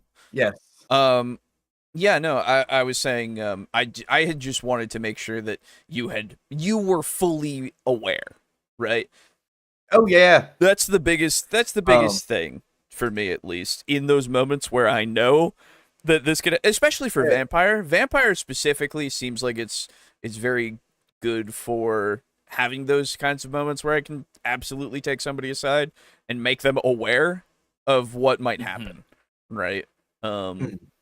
So yeah, yo, you about fucking die, bro. you telegraphed the danger. I did. Yes. And what's funny about, well, I don't know about funny, but it's interesting about that particular scene is that if it did go down fully and Davis did die to that interaction, we'll say, Nicholas would not have been long for the world either. No, it's true. It would have been an absolute domino effect. It would have been real bad. Yeah, no, it was good, but like I made sure because of the choices that you had made and that you had told me in that scene, because it was just like you wanted your character to act in a way, and I was like, abso-fucking-lutely, let's just make sure that you're okay with the fact that you're acting in a way. You know, right? Maybe Odin could resurrect you, but only if you agree to fight him later. True. more things should do diesel punk stuff. It's the most underused of the punk worlds. Solar punk as well. Solar punk. Oh is god, Solar I Punk love I'm Solar thinking too. Punk. Yeah. It's weird because the only reason I know about Solar Punk is that fucking yogurt ad, but oh my god, it's so amazing. At least I think it was a yogurt ad. Often leads to creating your next character. And if you're looking for a system with some pretty cool character creation, check out today's sponsor. The void hungers, the ruins whisper, but fortune still calls your name. Suit up, Dark Space is yours to explore. Dark Space is a sci-fi expansion for the Shadow Dark RPG built for fast play and high-stakes exploration. You'll venture through abandoned ships, uncover alien tech, battle cosmic threats, and survive the dangers of deep space with rules that keep the focus on story, tension, and player-driven action. In Dark Space, characters take shape through archetypes, backgrounds, and motivation. It's a tight system that makes a virtuous, strong pilot feel nothing like a survivor, charming scientist. Species traits let you build the character you want instead of being locked into predefined options. And yes, you could even give yourself extra arms. I mean, who wouldn't want that? Plus, your ship isn't just transferred. What if I don't want to be a freak? Oh, An affront Yeah, to it's Cyberpunk, God. too. You can give yourself extra arms in Cyberpunk too. It's fucking That's awesome. true. It is sick. You can give yourself a tail as well. Yeah, that's true. God, I love Cyberpunk, man. It's pretty cool. Solar punk is not true punk. I have a whole diatribe on this. You are correct. It is not true punk. You are absolutely correct. Yeah. Sport. It's part of the crew, upgrading and evolving with lightweight rules for travel, exploration, and starship battles. Inside this 200-page rulebook, you'll find power armor archetypes, customizable starships, mecha and vehicle combat, over 100 denizens, complete rules for solo and GM-less play, and much more. The darkness between the Well, stars. that's interesting. I keep hearing good things about Shadow Dark, and now seeing a sci-fi expansion to it, quote unquote. That's pretty cool. I should look into that game someday. Actually, It's too many games, man. there's Too so many many games. games, man. I have Too so many many. on my shelf already. What am I gonna do? There should only be D&D, and that's it. There's no time to play anything else, dude. That's right. That's right. Isn't that right? Is unforgiving, hiding terrors no spacer should face, and truths no explorer can resist. Dark Space funded on day one, and stretch goals doesn't are surprise unlocking me in the fast, slightest. bringing in even more content from well-known creators. Back Dark Space on Kickstarter before December 9th to Oh yeah, this video is old, by the way. I don't know. Okay. It's been a while. feel your journey. So you could probably into just go the and buy unknown. this now, The link so. to back is in the description and comments. Thank you so much for your sponsorship. In one-shots, the pacing is tighter, the arcs are shorter, and players usually aren't as emotionally attached to their characters. And also, we can't do one-shots. We literally and physically cannot. Mhm. It's just impossible, unfortunately. Yeah. We can do... I might have a formula to do an actual one shot. Right. It'll have to be after Pressing X. Vampire. Yeah, right. Yeah, no, that's fine. It's hard for us to, because we usually go at least 3 sessions. It's just because, Yes. I mean, we just talk a lot, man. We just do shit. We you talk know? a lot. We do a lot of role play. It's good. Yeah, we talk a lot. We're not afraid to have our characters like smell the roses. Yeah. Mhm. It's just But yeah, fun. see, I have an idea to see if it could be done with Okay. this group. Okay, all right. That's interesting. It would actually be in Jackals. Oh, okay. Yeah, All like right. the one time, like I'd love to one day try that system. Yeah, out. yeah. I get you. And I'm thinking after Vampire, I would love to try to run an actual one shot that would go for a single session. Okay. Yeah, we could try it. Yeah, We could absolutely try it. yeah. I usually find character deaths can be more silly in one-shots because it's more about making a fun, quick story than an emotionally impactful one a lot of the time. But this will also be based on the tone of your game, so some tips to keep in mind. Have pre-gens or backup characters ready. Time is precious in a one-shot. If someone dies 45 minutes in, they should be able to rejoin the game immediately. That's why having pre-generated characters... That's always kind of the sticking point for me of, like, one-shot stuff. It's like, yeah, but, like, I also, unfortunately, get the narrative brain and go, but why is my guy now here? You know? I don't want to break the immersion, and I get that we're all trying to do the fun, like, one-time thing that lasts for, like, 4 hours or something. But, like, also, like, I don't know, man. My brain. I think it just depends on how you set up the actual... It just depends on the setup. Yeah, A super easy way to do it is, like, say you're going to some ruins or something like that. Sure. You just have a party of people who are going to the ruins, and the first wave of characters, you know. Oh, yeah. If one dies, then someone that's on the outside team joins in. Simple as that. Yeah. There are absolutely ways to do it. Absolutely. Yeah. On hand is a lifesaver, especially in systems like Call of Cthulhu or Delta Green, where the death rate is high and the tone... I never hear people mention Delta Green, honestly. Like, that's so cool. It's always Call of Cthulhu. It's never always Delta Call Green. of Cthulhu, yeah. Yeah.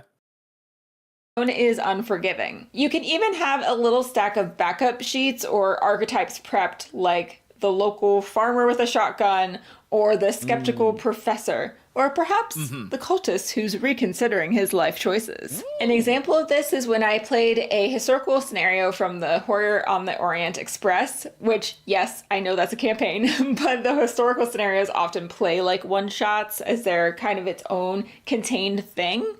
So this particular one, I had read it and I saw how deadly it was, and I just knew we were going to have character deaths. So I put together a stack of pre-gens that I took with me. I also set expectations for my players. So I remember I had sent them a text earlier that week just to let them know, hey, Saturday's probably going to be a bit messy, just so you know and are prepared for that.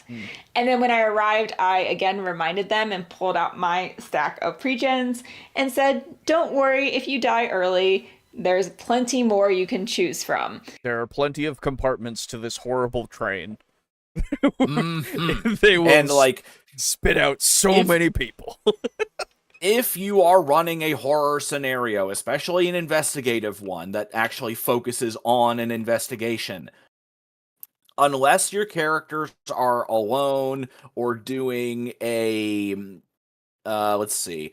If they're doing, like, a horror video game type deal where, you know, you show up to a location and all you're getting is either audio logs or notes left behind by survivors, and then, you know, later on ones that died, and there's just nobody else there. A lot of times there are multiple characters that they're going to be questioning for shit, who are involved in whatever's going on. So if one of the starting characters, you know, dies, then it's at least somewhat easy to pull one of those NPCs in as a temporary replacement. Yeah. That's an easy way to deal with it in Call of Cthulhu and Delta Green, because, you know, you already have a stable of characters that are involved in what's going on, and who knows, maybe they will have seen some of the bullshit that's going on, and, you know, they're actually, you know, psychologically prepared, and that's an easy way to do it. Yeah, for sure. Yeah, it's just, you just gotta get some stuff going. Yeah, just use your NPCs. Use your NPCs as your pre-generated characters. Oh, you died? Okay, here you go. You play as him now, at least until, you know, the adventure is over. Yeah. And if they die, here's another one. And if they die, look, man, I tried. Yeah. There is a point of, like, look, man, you don't get any more characters. You're running through my whole roster. Yeah, there is definitely a point of, like, well, yeah, right. I hope you've been also making one. You're out of extra lives. Yeah, I mean, to be fair, sometimes when you're playing, you can just be like, yeah, no, dude, I'm good. I'll just watch the rest, because, like, it's really cool and everything, and I'm fine with the fact that I don't need to play. And I kind of want to just chill the fuck out and watch. Yeah, there are definitely points, right? And yes, we had plenty of deaths. Also, this is a quick little spoiler for what's coming in 2026. I will be talking about the horror on the Orient Express. Embrace the horror or humor, or both. The beauty of a one-shot is that nothing has to carry over. One-shots are great places for weird deaths. You might want to lean more into that horror, make the death nasty, describe every psychic shriek and blood-soaked second. Or maybe the cult leader swings his ceremonial dagger, slips on goat blood, and accidentally impales your rogue. Now that makes for an unforgettable story, but not one that really fits if you've been playing a character. Or maybe Strahd accidentally, maybe the NPC accidentally, like, basically killed Strahd. Why you gotta bring that up every time? Dude, that was so funny. It was really funny. It was really, Oh my god. yeah. Oh, It back was in peak. those days. God. Yeah. Back in those days when we used a Palladium table for Palladium fantasy book that we didn't know was from that for D&D. Oh, good times. For 4 years. Campaign deaths hit different. The characters have history, the players are invested, and when it comes to someone dying, it's a rupture in the story you've all been telling together. That's why campaign deaths need a bit more care. You don't have to be epic all the time, but it should feel meaningful, or at least really memorable. Here's how to make that happen. Bring the player along for the ride. Depending on how long it is left in the session, you will want to get them in right away. A great way to do this is to give them the role of an important NPC. Hey! Hey! Huzzah! Huzzah! Because I mean that's something that I'm doing in my Call of Cthulhu campaign right now. Yeah, for sure. So far, basically every single adventure that involves like an overt possibility of death winds up having quite a few characters involved, and more than a few of them would be willing to join you and like do stuff. So you kind of have to future-proof yourself if you're going to be playing a a pretty deadly game. Yeah. Oh, absolutely. Because you never know. I know they're gonna die. Yeah, I mean, some of them anyway. I mean, somebody's gonna die for sure. I mean, at some point. Yeah. Not every adventure, hopefully, but Right. it'll happen. There's possibilities regardless. Because, like I've said before, and I'll say it a dozen more times, because it's Call of Cthulhu, I don't have to balance all that much. Yeah. Because shit's gonna be deadly no matter what. Yeah, exactly. They get to play a different side of the table and improv a bit. If they prefer, though, they can start working on a new character right away, just getting the basics down. They can refine it later and figure out how they work it into the story in the next session. It's okay if you have to retcon something. Session? Wait. You're talking about a one-shot? Session. No, I think we're talking about specifically getting them on board as quick as possible with an NPC. Just in general. But okay. this is if they don't want to. Yeah. I get you. Okay. Yeah. Later, it'll all work out. Just get them going and involved as quickly as possible. Let the death echo forward. This is a big one. Use the death as part of the plot. Did the party swear revenge? Did an NPC see them fall and decide to help? Does their sacrifice inspire a city to rise up? Or maybe it's as simple as naming a new tavern after them. This lets the character legacy live on, which is a lot of fun for everyone. And sometimes that player's next character is shaped entirely by how the last one died. A brother, a rival, a mysterious witness. Now we already The sun. Or their cousin? Who looks exactly the same and is the same class and the same weapon? Jeff. Bandithar's in a Bandithar? Exactly. Exactly. Oh boy. talked about in the moment reflections on character death. But in longer form play, I think it's important to give time after the action is over too. After the fight, after the fallout, give the group a chance to reflect, either in character or around the table. Maybe the party buries them and gives a short eulogy. Maybe you all just sit for a minute, remembering the highlights. In a game where I was a player, another PC had died mid-campaign, And so I had my bard character pull out her lyre and sing a song about the sadness to see this character go. Nice. Now, no, I will not be singing on camera, but just trust me when I say it was epic. Now, this certainly wasn't polished, but having a little bit of fun like that and creativity helped make the death really memorable. Character death can be messy. It can be emotional, hilarious, frustrating, or all three at once. But when it's handled with care and a little creativity, it becomes one of the most powerful tools in your GM toolkit. The key isn't making it perfect, it's making it honest. Let it surprise you, let it shape the table, and let it become part of the story that you're all building together. It'll be a story you all tell each other again and again, years to come. Thank you so much for watching. Bye. Nice. That's a good video. It's a good video. Yeah, I like that video. Yeah. Yeah. Some interesting takes on death, but like by and large, I would consider it pretty well thought out and dare I say nuanced. I would agree. I would agree. Sending this around. Gotta make this circulation on Reddit real quick. Yes. No, that's not a dig at your video at all. Obviously, like I think that it would do well. Obviously, I'm just saying. That's yeah. No, I think that was pretty good. I think I don't remember. That's XP Lovecat. Everybody. So Yes, yeah. this is a cool channel and a nice video. Yeah, go check out XP Lovecat for sure. I don't know any of the other videos potentially, but maybe in the future we'll see. So I can't help but notice that you're not taking advantage of my like super sick like jumping in and being like, "Yo, it's Valentine's Day. We're going to talk about fatal anal circumference." I'm so right. sad I already that you're talked about not that before you jumping got on that. here. Yeah, don't worry. Oh Yeah, man, I missed it. Already covered. Yeah. Was it like it's super useful system? Yeah. Oh, absolutely. So fucking weird. Yeah, it's it's such weird. such a fucking horrible system.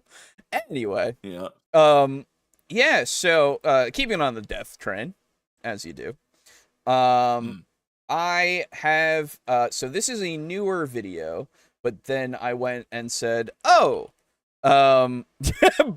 Alejo was way too into it. That's right. Yeah, I was so into it." But yeah, so I was looking through and I saw a Nerdarchy video from 3 years ago that we haven't seen. So I was like, oh, okay. Now this one's a bit longer. Look at Nerdarchy in like fucking a year or so. Or yeah, longer, it's been a while. Yeah, it's been quite a while actually. But we'll see what Nerdarchy has to say. We'll see if there's anything more to really discuss from them, because it's I think it's interesting to see the perspective of somebody who's a newer channel, and then you have somebody who's a dedicated channel that's been going on for fucking ages at this point, you know. So we'll see if there's some things that might crisscross, or anything that's maybe not been thought. But yeah, we might not make it through the whole video, to be fair, if it is just a lot of the same stuff, but we'll see. Yeah. The way that I see is that you care about. Oh, sorry, I never even said. This is RPG discussion, D&D character death, and Nerdarchist Dave sucks at TTRPGs. Huh?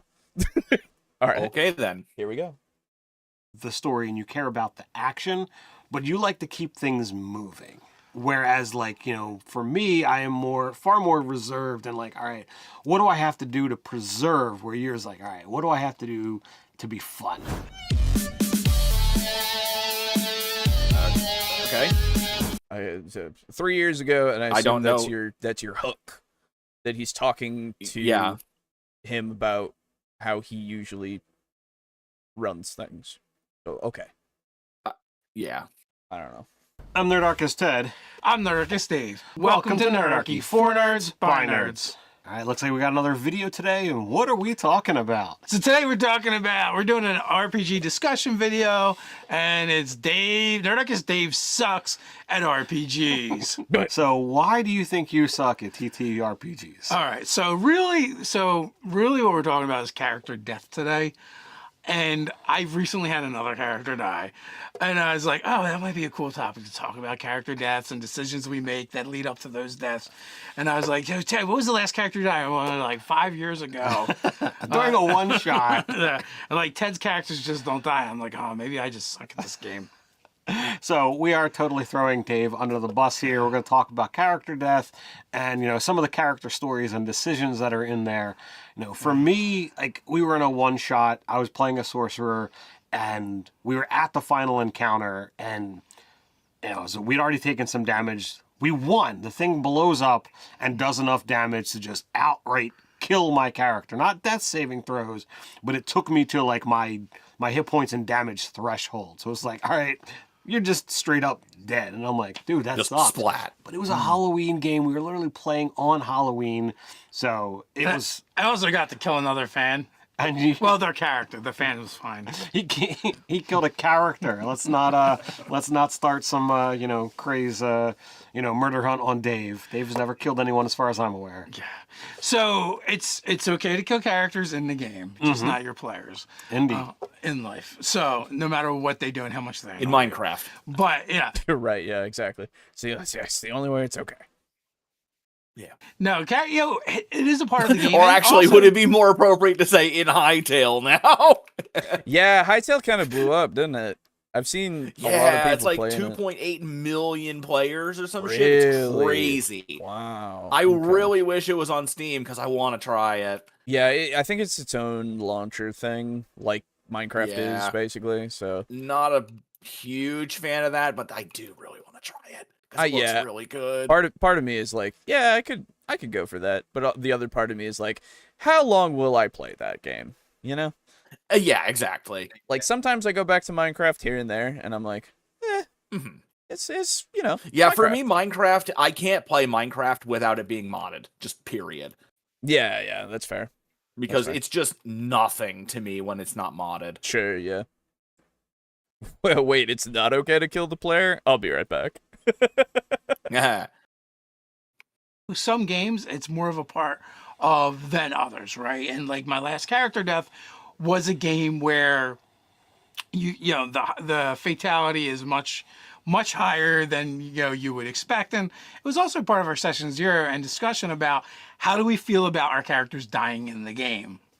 Yeah, it was definitely one of those things that was a little bit tricky. So that was in Shadow of the Demon Lord, and we'll get more into that specific story, you know, on the other side. If you like these videos and you'd like to help us keep making more, why not come check us out over on Patreon and support us over there? As a special reward, you'll receive 5e content for both players and DMs alike. We have all kinds of benefits over there. We make magic items, spells, subclasses, races, feats, so much. Yeah, why are some of you like supporting us on Patreon? We don't do anything. I don't know. Yeah, I mean, nobody even wants our dice, so... Like, Yeah, that's right.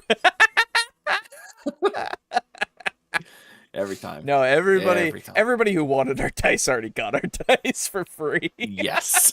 How many do you have still? Is it still like 98, 97? Yeah, something like that, yeah. Oh, well. At least there'll always be good giveaway fodder. Yeah, no, exactly. I don't mind. I don't care. Yeah. Wasn't Garibay friends with these guys? Yes, he used to be a host. Yeah, he on used here. to be. Honestly, I kind of would love to see a Nerdarchy video where he's on it. I want to see if he's just as batshit or if he was more, normal. I always say at some point when we do 4E, I have a Garibay video like that is Nerdarchy. Ooh. So Okay. I don't know. Whenever we do 4E, like when we do play 4E it, or again. whenever we talk. When we do 4E again on the show. Oh, okay. So Yeah, when we yeah. talk about it. Yeah. So I just keep forgetting that it's a thing. I'll be honest. So I'm like, Yeah. No. oh yeah. I saw a hole to throw money into. Ah, the money pit. Oh, thank God. Oh, yeah, okay. Yeah, it's just like Hey, it's just I- like what every government does. Whoa, there's a hole. Let's throw some money in. dude. Dude, being a money pit is great because those things never fill the fuck up. People No. are like, why won't this? Where is it all going? I have to throw Exactly. in so much to see if it ever actually it's If like it when you starts throw piling, a rock into yeah. a fucking deep pit. You gotta Yeah. wait for the sound. Yeah, exactly. Holes in the ground are meant to be filled with money. True. How else are we to reach the bottom if not landing on a pile of money? I need Yeah. to Scrooge McDuck. I need to. Just don't do like coins. Unless they're Electrum coins, then that's fine. Electrum, yeah. Always Electrum. Yeah. That's true. Yeah, I Would buy dice if I could. You're good. Don't you ever worry. yeah, no. Don't, dude. We'll just win them on Gara Bingo. It's fine. Yeah, exactly. Exactly. Much more that you're going to gain access to every month. There will be a link in the description as well as one of these cards for a free sample that you can download and try before you buy. It also might help preventing nerdarchy from dying as a thing if you support us over on Patreon. Since I've been playing, with nerdarchy, I've had quite a few characters die, but more recently, I would say within the last couple years, I've had Guard die. My character, Artie, which was a replacement for Tunk, died. Now, Artie, got better, but technically he died. Okay. Also, even before that, Tony Two Tusks was the death that I had. And I feel like there's probably some others as well that I'm not even remembering. Well, when you're a part of a lot of different games that are a little bit more gritty, a little bit more brutal, those things are kind of there. Yeah. And if you're talking about one shots are even more like, it doesn't really matter what the outcome is. I will say all those characters are 5e D&D characters, and they were campaigns. Well, not Guard. Except for Guard, right? Except for Guard. And even also Worm was another character. The whole party got TPK'd, and Worm was another one that faded to black on. I had a Vast Grim character that faded to black on, where it's like, hey, did they die? Did they not die? It was kind of iffy, but it didn't actually happen in the game. But the very last one was Guard, and that happened in Shadow of the Demon Lord. Yeah, and this one, the DM kind of went into, at the very start of the combat, a very narrative element, and I've tried to pay a little bit more attention, and since I'm new to Shadow of the Demon Lord, it was a scenario of is he just really narrating a descriptive, or is he trying to sell this is a foe that is beyond you? And I literally called that out to the players. I'm not going to ask the DM, but I'm throwing that out there to them. Now, in Shadow of the Demon Lord, as I said, it's a very gritty game. We had a ghoul that was on our side. That's literally a race or an ancestry that you can play. And then Dave was a robot person, Clockwork. I forget exactly what. Yeah, they're Clockworks. Those were the two. Okay, so I just want to say I hate that it's just from I appreciate now that we are getting some context to some of the story, right? At least for one character, because the other for a while there they were just kind of listing, well, I've died with this one. It's okay, cool, but I don't know anything about this, I guess. So I don't know. I'm not they're getting to it. And that's fair enough. I get that.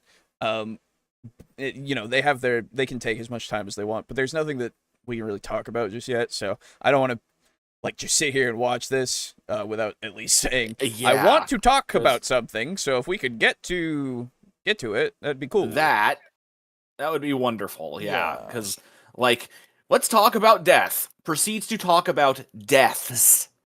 Yeah. You know what I mean? And we're finally getting to okay, this system is pretty deadly, and you've got all these stuff. So we're finally getting some meat, and it's okay, all right, here we go. Yeah. Characters that wound up meeting a gruesome end. Yeah, the trigger warning for blood and gore and stuff, but not so much with the Clockwork, but with the ghoul, the Werepossum, which that was our overwhelming foe, the werepossum. They'd been traveling with us for several days. We actually rescued this person that was kind of like living in a shack in the woods, and they seemed mentally not right, and we kind of wanted to help them. But they'd been with us for several days, and we were trying to help them. Well, night falls, the moon comes out, the werepossum changes, jumps off the cart he was riding in, and rips out the jugular to the ghoul character.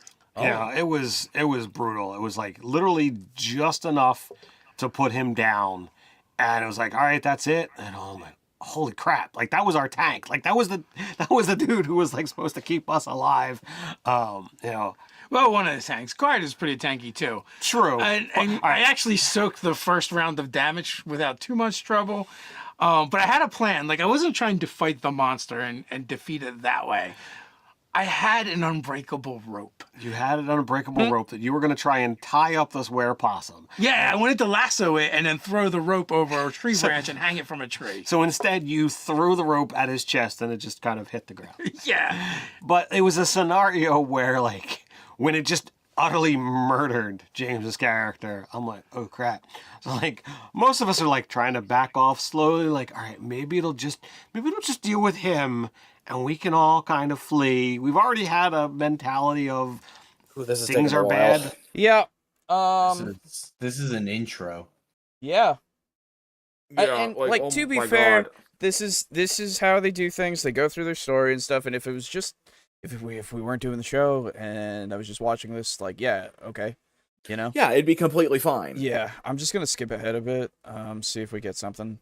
Yeah, so like, what is the title of the video? D&D character death and Nerd Arcus Dave sucks at TTRPGs, and they introed it by saying that we're talking about characters dying. So Yeah. we're getting to it. Maybe We are hopefully getting to something here. I'm skipping ahead to 10:57. So here we go. Are these podcast clips or something? No, this is just how they do their videos, which there's nothing wrong with it. It's just for our format, it doesn't mesh well. Yeah, we just kind of need to get to a point. We need some meat to actually discuss. I would like to talk about. Yes, yeah.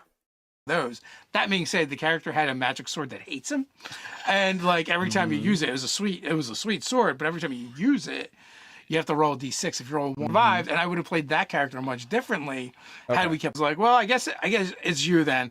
And he's like, here, try this snuff before going into battle. It was Berserker snuff. Made my character go berserk and get a bunch of attacks, but also put my character right where they did not want to go. But amazingly, like, that character still survived, and I would have played that character much differently had we kept playing with him. Like, that character would always be like, okay, I'm going to try and stay back and only be in the fight when I think I'm not really in danger. So the mindset is important to you. So when you create the character, you're like, all right, this is the kind of person this is. So let's react the way that they would. Is that Yeah, that's definitely it. Like Tony Tutusk's death was, and also like so Jacob from XP to Level 3 was running that game. Oh. And he runs his mechanics a little bit differently. And it was like we were on this disc that was slowly descending and into lava, and I was like, oh well, we're 10 feet down. I'm a barbarian. I'll run and jump and grab the ledge and get out. Right? Like we had like one of the characters could summon. Okay, so from what I'm gathering, throughout this whole thing is to dive into the mindset of how he has so many characters die. Okay. Yeah, that is the point. Seems to be. Yeah, the video is, hey guys, I am experienced in death. I have had it happen to me many a time. Yes. Full stop. Yes, and the juxtaposition here between Dave and Ted is that Dave is more willing to take risks, it seems, right? While Ted plays things a lot more safely, which is fair enough, and that will make it so that, you have a lot less deaths, right? Now, what I would like to talk about, I suppose, because of that, is that mentality. Do you find it that you, because of the characters that you make, or maybe the system that you're playing, do you find that easier to kind of put yourself in the mindset of, like, taking those kinds of risks and making your characters that you've create potentially be in danger for far more often.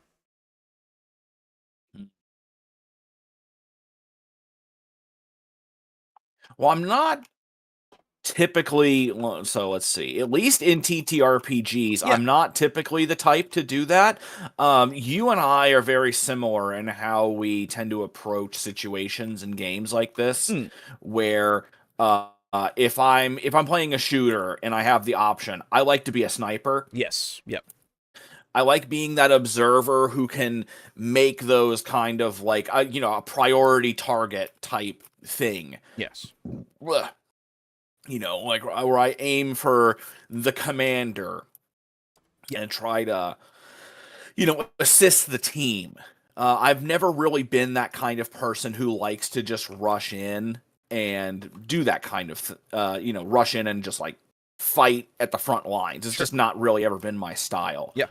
So I do tend toward, being in the back line, being this kind of analytical person, because that's kind of how I am in real life. I don't tend to just immediately jump into a situation unless I already like fully understand what I'm getting into. Makes sense. So I guess I would say that I'm definitely more of a cautious player. Also because when I make my characters, I do tend... You know how a lot of times when we make our characters, if we don't have a name already pre-chosen, it takes us like 10 fucking minutes to just come up with a name that we actually like. Yeah. Well, yeah, dude, that's because I'm going to be being called by that name for the next 4 years. Yeah, I'm going to survive it all. True. I'm going to be alive. I'm going to live forever. That's right. But I think a thing with me is whenever I make a character, I try to give them like a really interesting backstory, and I don't want to, have that backstory just be wasted on a character. And it's like, oh well, shit. There's 6 goblins, not 2, and then I get dropped in one turn. You know what I mean? Yeah. I don't remember who was present, but I forget exactly the situation. But basically, we were making characters for a game, and everybody was like kind of coming up with like really basic backstories, like, oh, I want to make money, I want to go on an adventure, I like exploring caves, blah blah blah blah blah. And the story that I came up with for my character was like essentially like 2 paragraphs, and I think it was Brogan. He was actually like, we were submitting backstories to him, and he's like, guys, Boo is kind of blowing you out of the water with his backstory here. And it wasn't because it was like some Shakespearean bullshit. It was just something that I put a fair amount of effort into, where everybody else was just being super basic. And that's just kind of a me thing where I make a backstory like that. It's not usually like a novel or anything, but it's something to actually give the DM something to work with. So we understand, Boo. You mog us. I do. I'm just God. God damn it. Yeah. But yeah, so as a result of that, I tend toward caution and trying to keep my character alive. Right. All that to say. Yeah. You're definitely more attached to your characters. Yes. Quite a bit more. And you're attached to other people's characters too. Quite a bit more too. Yeah. Like if I have the option of killing somebody versus retiring somebody, and I mean that as both a player and as a DM, I really want to retire someone more because I just prefer keeping the character around because they may not be present, but they exist. Yeah, sure. I get that. They are still around, and stories can still be told with them, unless it is something where it's like, okay, this character is going to die. The player's fine with it. I'm okay with it, and How about you, Aiden? Yeah, I was gonna say. What's up? What are your how are thoughts you on... in terms of, are you a rush in and die, or are you a So, like, I like perception, as you all know, and spot and listen. Because I also enjoy only going into a situation if I know what's already in there. I also want to be able to know, like, be the first to know when something like is approaching us, Mm. right? Mm-hmm. However, recently though, I've been playing a lot more like frontliner characters, like paladin types. Mhm. I have a campaign planned. Well, it's gonna be like a few shot, I guess. Mhm. Um, I Okay. like that. Yeah, few shot. uh, Yes. Thank you. I just made it now. Well, yeah, um, coin it, ship it. Here we go. Yeah, at Yeah, like yeah, oh, I probably shouldn't have admitted that. Yeah, I'm gonna be level 17 barbarian though. Mm. Because I'm really starting to enjoy like being a big meaty wall of hit points. Yeah, Mm-hmm. yeah, And then just being like, no, you will deal with me. yeah, Mm-hmm. for sure. Playing Oh. tanks is fun. Yeah. Yeah. Yeah. Well, so I usually defer a lot of the time when it comes to playing in a group because I want to fill in where I need to like I did with Mez. Mez was absolutely a support character. And but I can play whatever I need to play, right? And it really just depends on the character, you know? It really depends on how they are. If I'm going to act in a more risky way or if I'm going to act in more of a reserved fashion, right? Because and I don't necessarily know what that character is going to be session 1, right? Until I start playing them, because that's just how I do it. I have to like feel out who they are. I have my basic idea. I have their class potentially if they have one, or what they do as a profession or whatever it is, right, from the sheet. But like I don't know who they are necessarily until we go into a game, right? So and it also obviously depends on what happens to them in the story, because then it's just like, oh, well, because of this, this, and this, potentially they do become a bit more risky because when they weren't, something bad happened, you know? Like, it just depends on the direction that we go during a game. And, they have their core ideals that you kind of find as I can continue to play, but you deviate from them to a degree, potentially, right? So I guess it really depends on a few different factors for me, of just like what is the role that I'm filling and what is the character and what has happened to them, right? So yeah. Effectively, you can go either way. Yeah, I can go whatever way. And but at the same time, when it comes to deaths and stuff, I'm always willing to die. Yes. says the admitted Omega coward. Yes, absolutely. Certified coward. Abso-fucking-lutely. Every step of the way. Certified intelligent. Self-identified. Self-identified, certifiably cowardly. Yes. Understandable. But like in Carry games, on.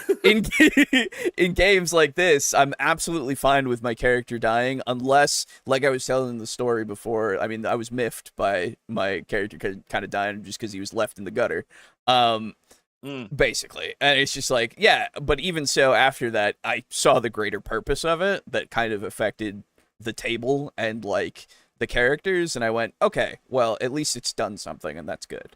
And usually even if it doesn't do something, I square it away, because it's like, well, that's just how the story ends. And like, yeah, it might not be fulfilling for some people, but like for me, that's just the character and how it happened,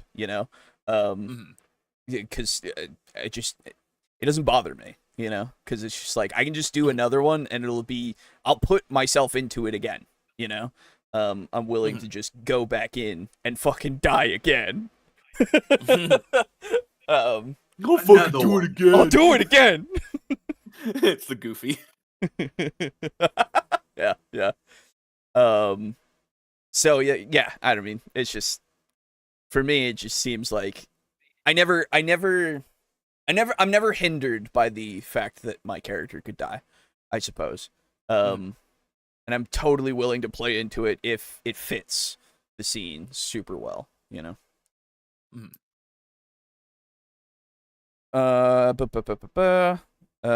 don't jump into things either. I play a good amount of chess, which makes me try to think things through before moving. Fair enough. Yeah.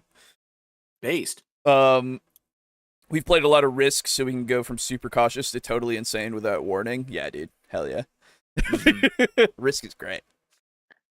Yes. I make people angry when I play Risk, because I just kind of play. Well, do you go for fucking Australia and like South America and shit? No, I just play. Oh, fair enough. Yeah, we just do the start. Usually it's just the start of, you get, dealt wherever you're going. You don't pick, because that's how Risk is played. Oh, I see. I you see. know? Yeah. That's the rules. Yeah. I think the issue with Risk is just the fact that it's one of those long games, so you're losing for hours, you know? Yeah.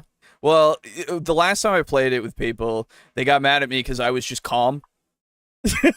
Oh, I see. Like, every time I was going against them, I was just How dare like, you be stoic? I'm fucking pissed. I mean, yeah, they were losing every time, and I was just like, and then I'm gonna go for here, and then we just continue I see. on.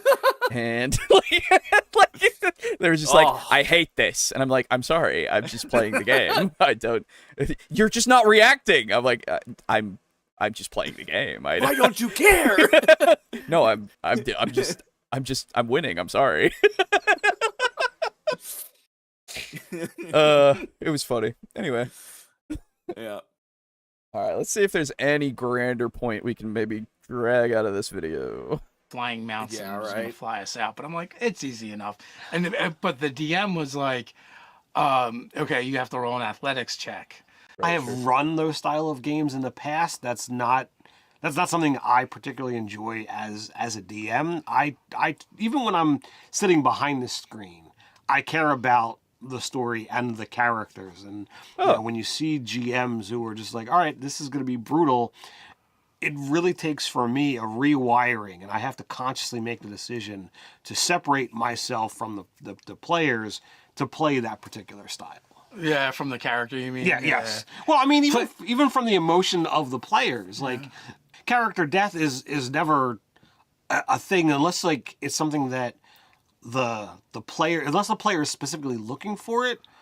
Like, I'm always looking at, well, what is the outcome? If that player wants to continue that the story of that character and they've died, is it within the realm of possibility? You know, is it out there? And I play with adults as well as with, my kids. So, like, I'm always looking at that as an option of what if. So, like, to purposefully put something of like, well, you falling into lava, that's beyond just character death. That's like you need a wish spell to kind of bring them There's back. no coming back from a lava bath. So like you don't just fix that easily. So like those are things like where I've told people, in my game where we're dealing with the Shattered World, I'm like, be careful around the edge. If you fall off, there is no saving. Like, unless you have the ability to fly, you're going to fall further than what a feather fall is going to do, and unless you could just keep doing it. Like, the best possible scenario is you have like umpteen spell slots, you use them all to get to the bottom, and you're alive. Or to a point where you can at least roll the 20 die 6. But like, so I told them, like, ground rule, you fall off and you're falling. Okay, so so I want to say, when it comes to death and utilizing it in something like D&D, right?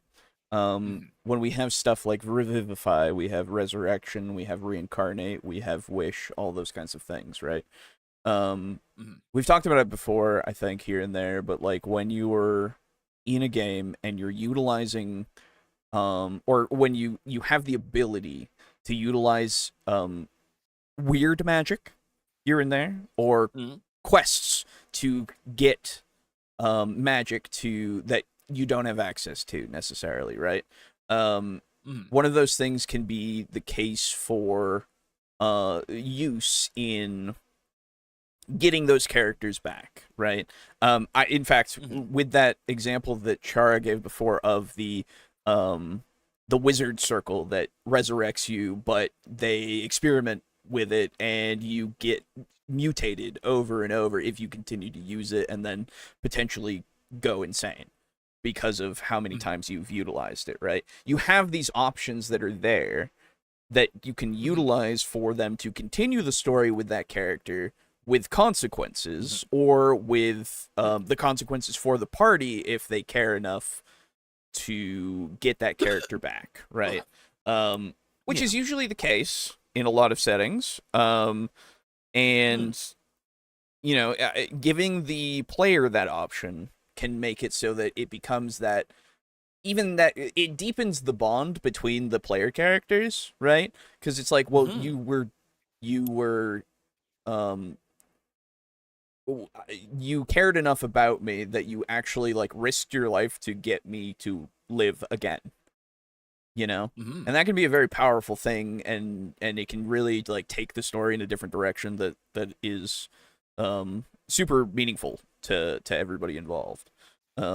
So I would say, at least with something like D&D and having that kind of magical resurrection and things, utilizing it in a way that isn't just, well, we have a diamond, so, you know, it's cool. Yeah, It's we cool. found a diamond in the treasure chest. Yeah, you're good. Like, yeah, you can still use that here and there with the revivify thing, you know, when obviously if they're stocking up on diamonds, then it's like, okay, well, then we won't have that happen, and you guys, like, when you're dead, if you really want to like go through the thing, yeah, let's go for it. But like otherwise, Oh, sorry. When I was saying that, I kind of meant it in a more of a reductive no, way, yeah. It's like, oh, yeah, like you've got a diamond, and now you've taken it, you're effectively kind of just taking away a lot of the gravitas that might happen if you resurrect a character just doing that, or if you do it with some other kind of homebrewy, house rule-y method that requires a lot of role play. Right. Which I'm perfectly fine with utilizing the rules with the diamond and everything, right? But like, what I'm going for is like making it so that diamonds are harder to get, maybe, and like all that, like things to make it so that it matters more, right? A diamond is a diamond, and those things are given the value that they're given, right? So the fact that people are parting with them potentially is something that could be even part of the quest, right? Like getting somebody to part with a diamond so that you can actually utilize it for the resurrection spell, right? And then, you know, having a bunch on hand could also be like, well, you need the dust or whatever, I think, for the revivify spell. So it's like, okay, well, if you're stockpiling them, hey, great. I'm glad you're doing that. Do you have something that can like make the diamonds into dust? You know, like it's just one of those things to just add that kind of, if that's the goal and you're not just buying the diamond dust, then it's like, well, yeah.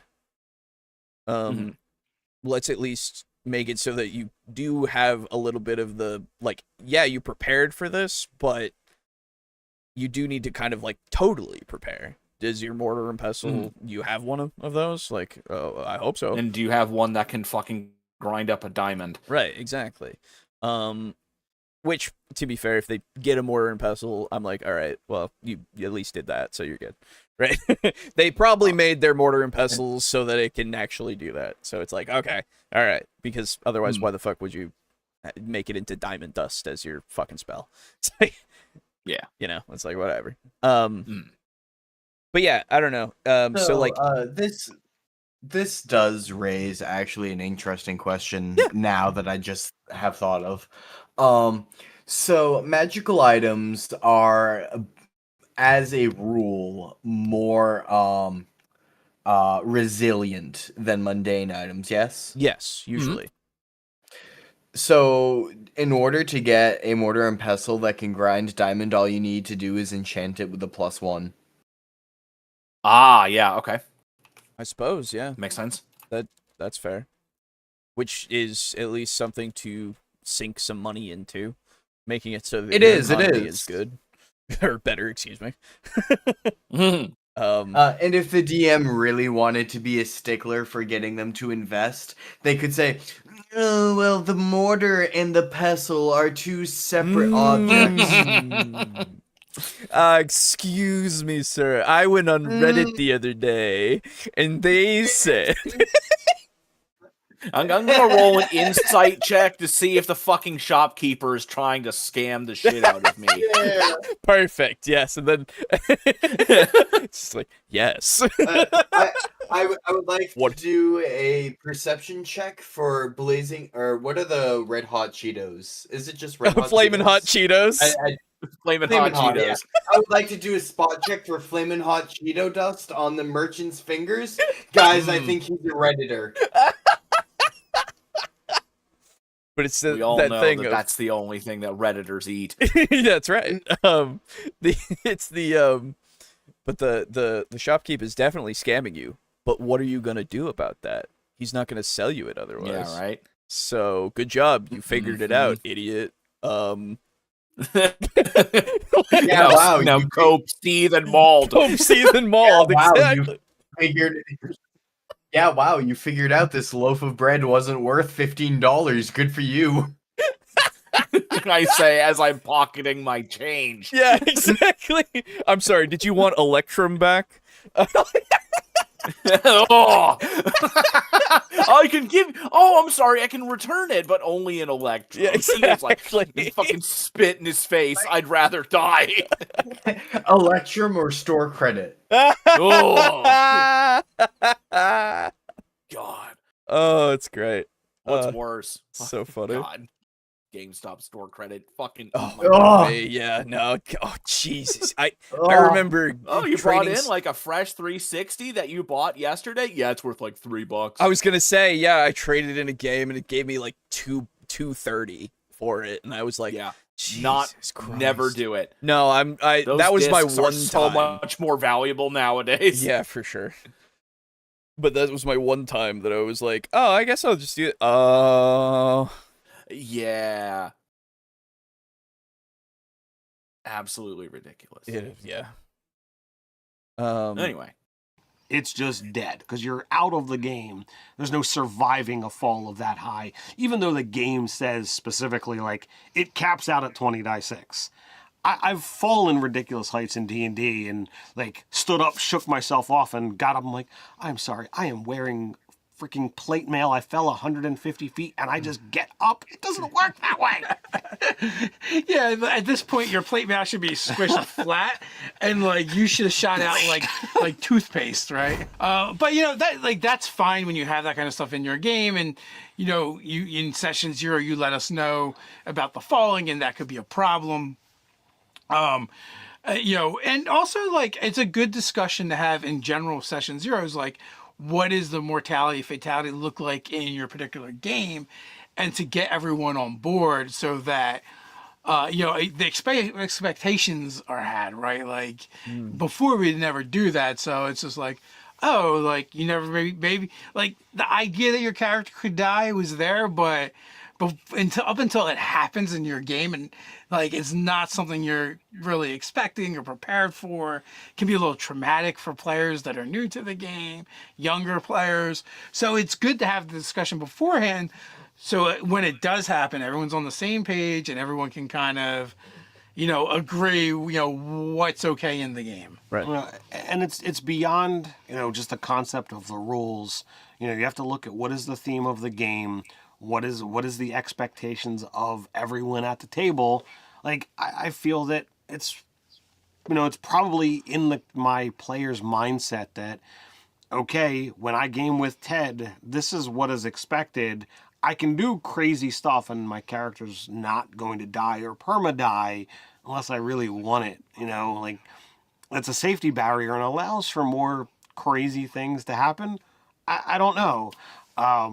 You know, so it's all something that having conversations with your GM, having session zeros really are helpful to this whole mentality. And then also too, like getting into the mentality of the character you're playing, like how safe are they going to play? Are they going to always try and avoid danger, at all costs, or is that you as the player playing them that way? Because I think as a role player, it's a lot more fun to experiment and play with more reckless characters.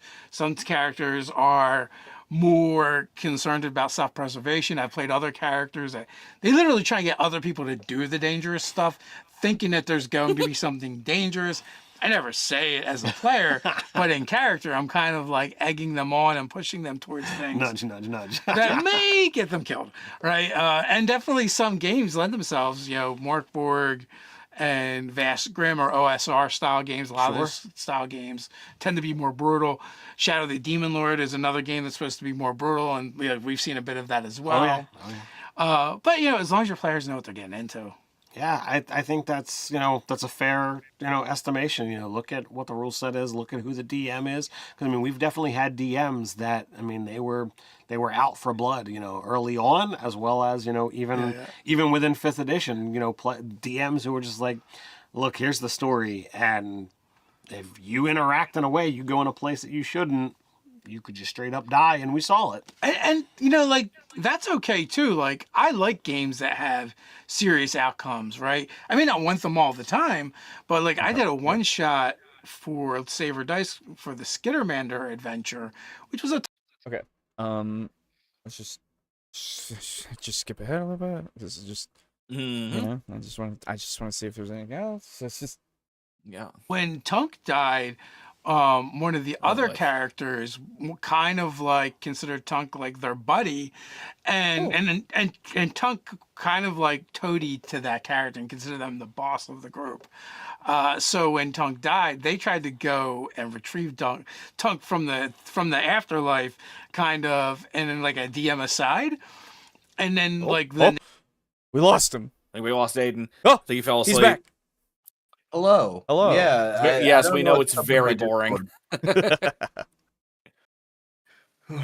Yeah, no, I really don't think we're gonna get too much else that's anything different. It's just and again, there's nothing wrong with them telling the stories for them to then go off in their diatribes and go into what is part of it. Like we are not ones to judge for that for sure, obviously, but like there is no difference, unfortunately. The other video is one that I would recommend for more concise information, as well as examples that are given that are relevant to and poignant to what the points are, right? Yes, I would agree. And this one again, it's nice to hear the stories and stuff. It's fun to just hear the war stories, if you will, right? I don't mind that at all. It's just I would like to hear more of the opinions that they have. Actual like informational stuff. Yeah, just because they're so experienced, Yeah, like kind of to piggyback off of your point, Alejo.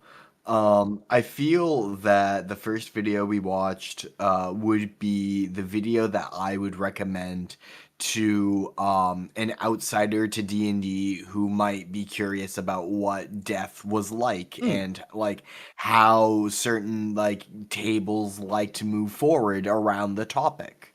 And for the Nerdarchy video, while I do understand that it does feel like with every death that you experience in D&D, that's another lesson for you, right? Right. And I understand the feeling of when you're veterans, just say, oh, yes, here are all the lessons I've learned, and how that can, like, be conflated with, here's all the deaths I've had. Yeah.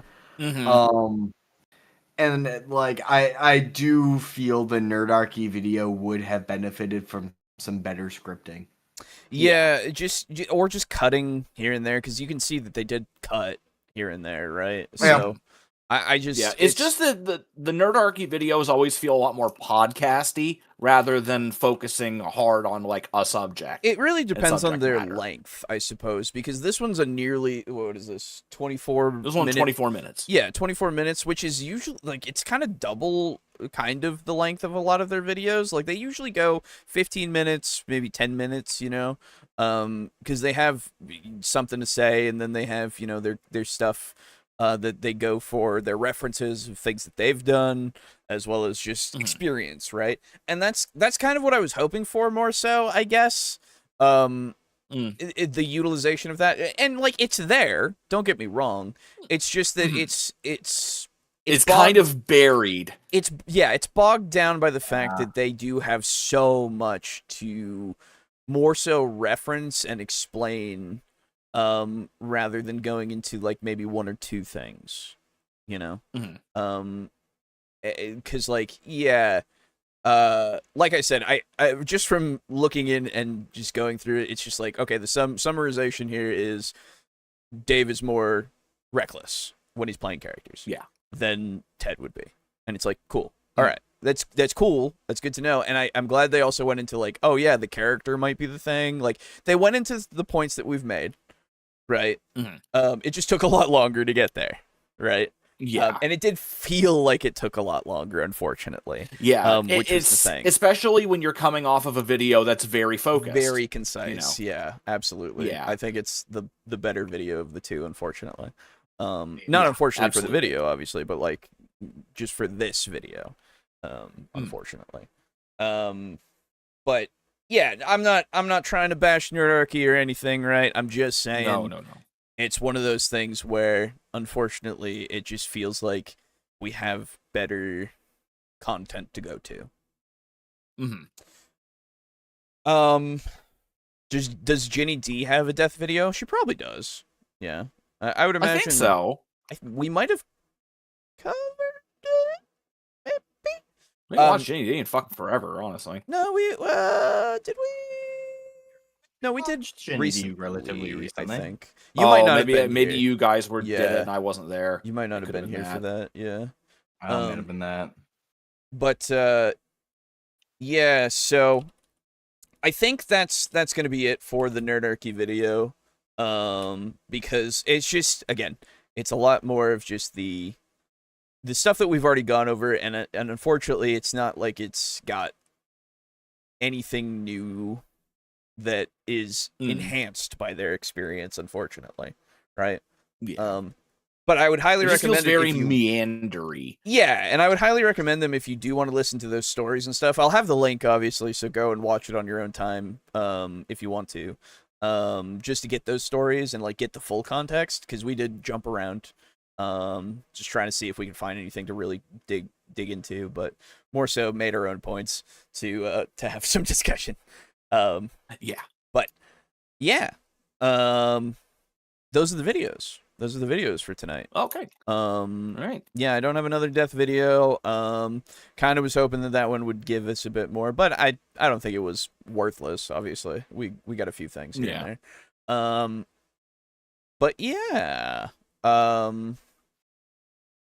So I guess any other thoughts about character deaths that you guys have?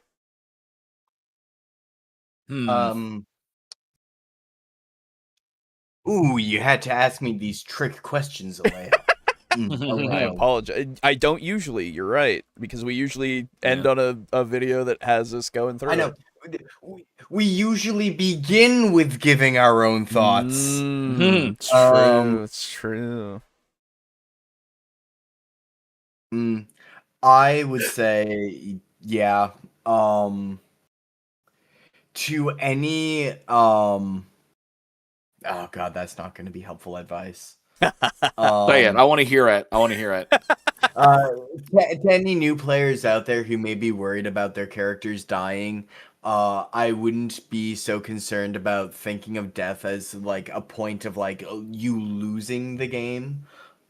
Because like having died many times myself, the predominant thought that you will come to notice yourself having around death in D&D is I just want my death to be meaningful.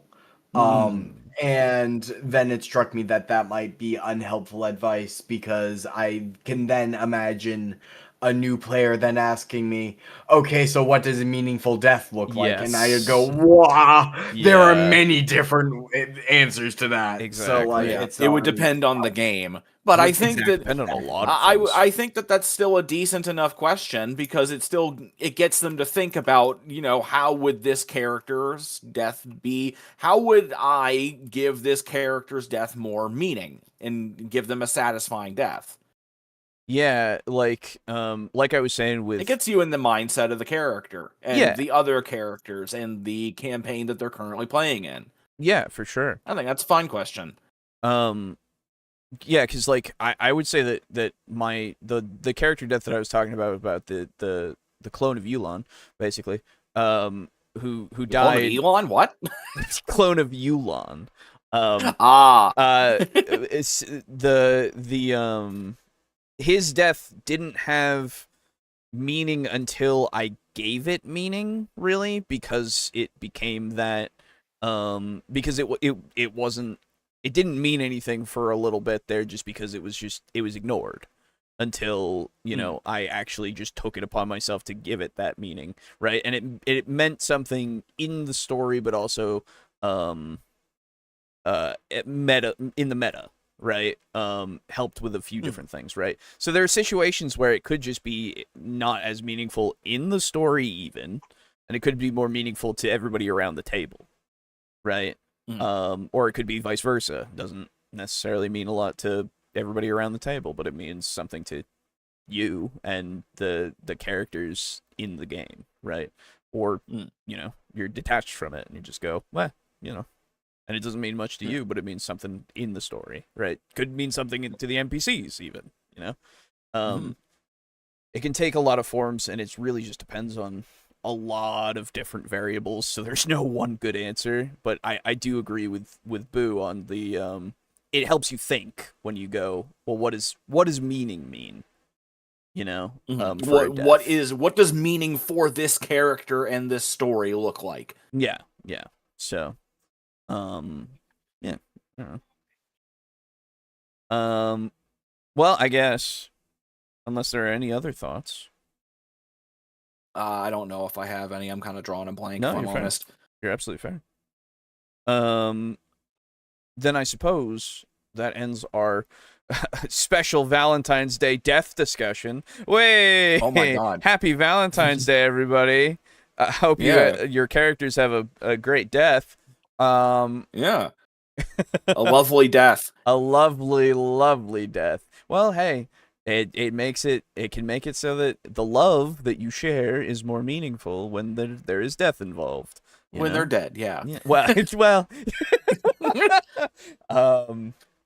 but yeah, so I suppose I will give the invitation to my lovely co-hosts. If you wish to fuck off and leave. If you wish to fuck off and leave, you can fuck off and leave right now. I'm gonna fuck off and leave. I'm hungry. All right, fair enough.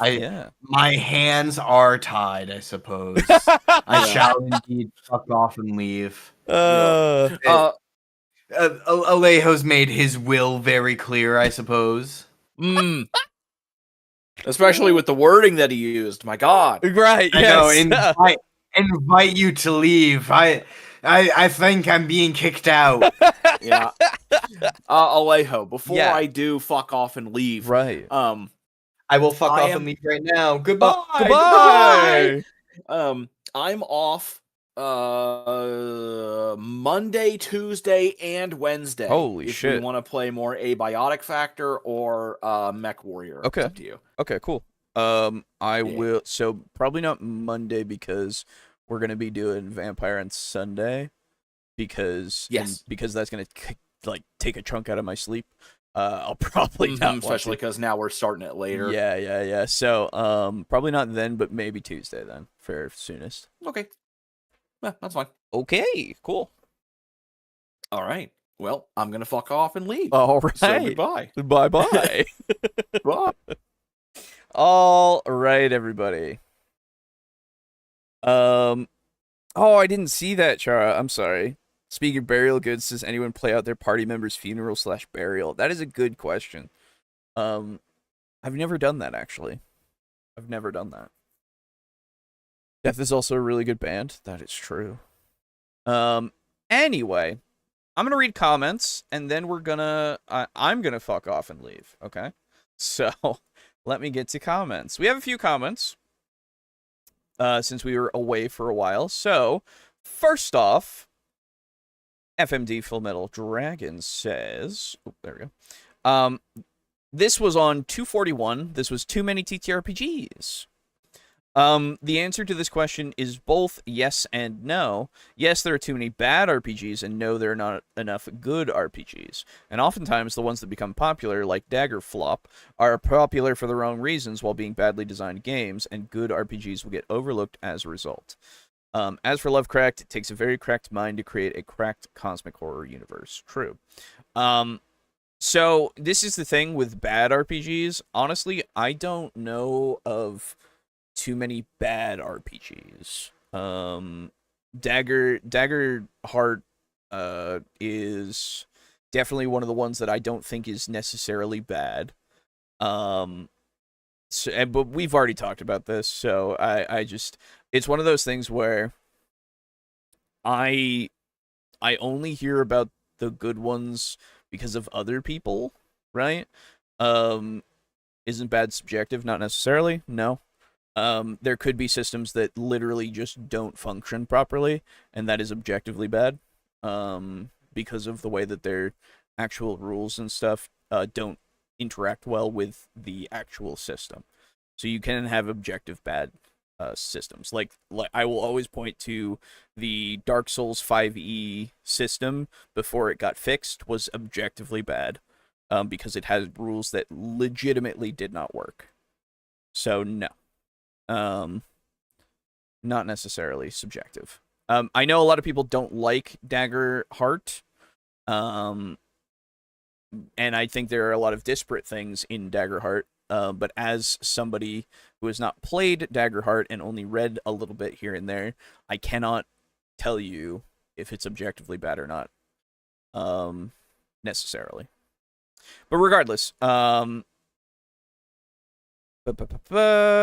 yeah, so with the good RPGs being outshined by bad RPGs, I don't necessarily know. I'm not in the space well enough to comment on the because stuff like Mothership and like Shadow Dark and all those kinds of things that were newer seem to be very, very very much spoken about. And I don't know, I guess, if anything really suffered because, or they suffered because of like Daggerheart or anything. I would have to see dates. I would have to see a lot of information that I don't know. Because I don't go on Twitter or anything like that, right? Like, I just don't know. Not sure I agree with Full Metal on this. I mean, it's fine if you don't agree. I don't agree necessarily. But then again, I don't have enough information to agree or disagree. Hard disagree or agree. Anyway, Unit Rico on last episode says that I didn't want to make this video bit made me think of the animated Horus Heresy trailer, and now I want to make a meme when I get home. I have seen the meme in the Discord. I liked it. Totally with you on the ludonarrative dissonance and verisimilitude spelling thing. Anytime I hear anyone mention non-Euclidean geometry in a YouTube video, I can smell their farts through my screen. Yeah, this is the thing of that. I just hear those words way too much, and I'm just like, dude, it's fine. Just, you don't have to do this, okay? There are certain times where I'm okay with it. It depends on the person, I guess, and it depends on the video, right?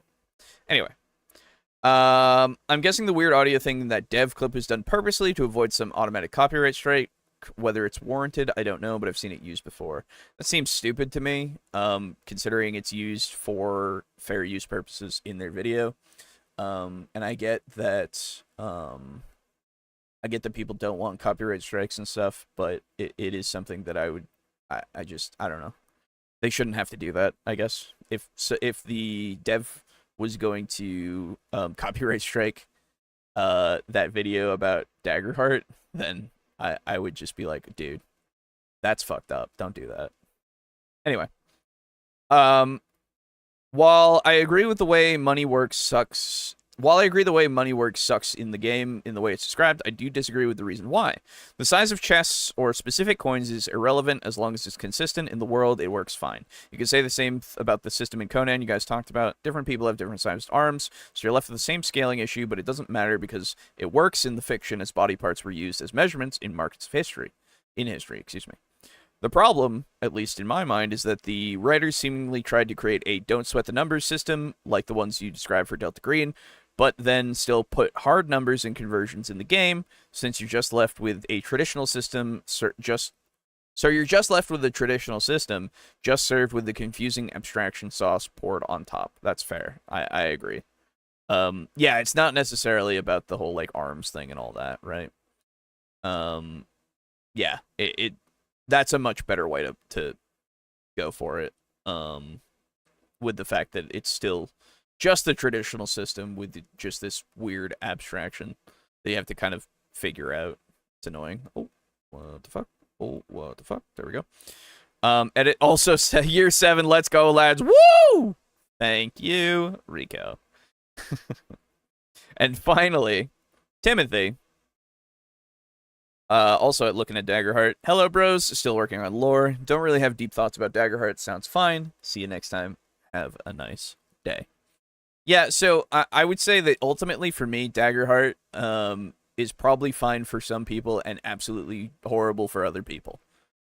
Just by a few different things, right? We talked about it in the video. Go and look at that if you want some more in-depth thoughts on it. In fact, we worked through a few of our opinions in that video, with the fact of it being used in certain ways, right? So, like their initiative system being weird and not really great for people who are potentially autistic or introverted. Those are the words. My goodness, my brain was having a hard time. It was good to see some of the discourse from Full Metal Dragon on that. It did help shape the opinions. So, but yeah, anyway. I think, personally, for me, Daggerheart is fine. Objectively speaking, I would have to look at the entire system, but there are problems, for sure, I think.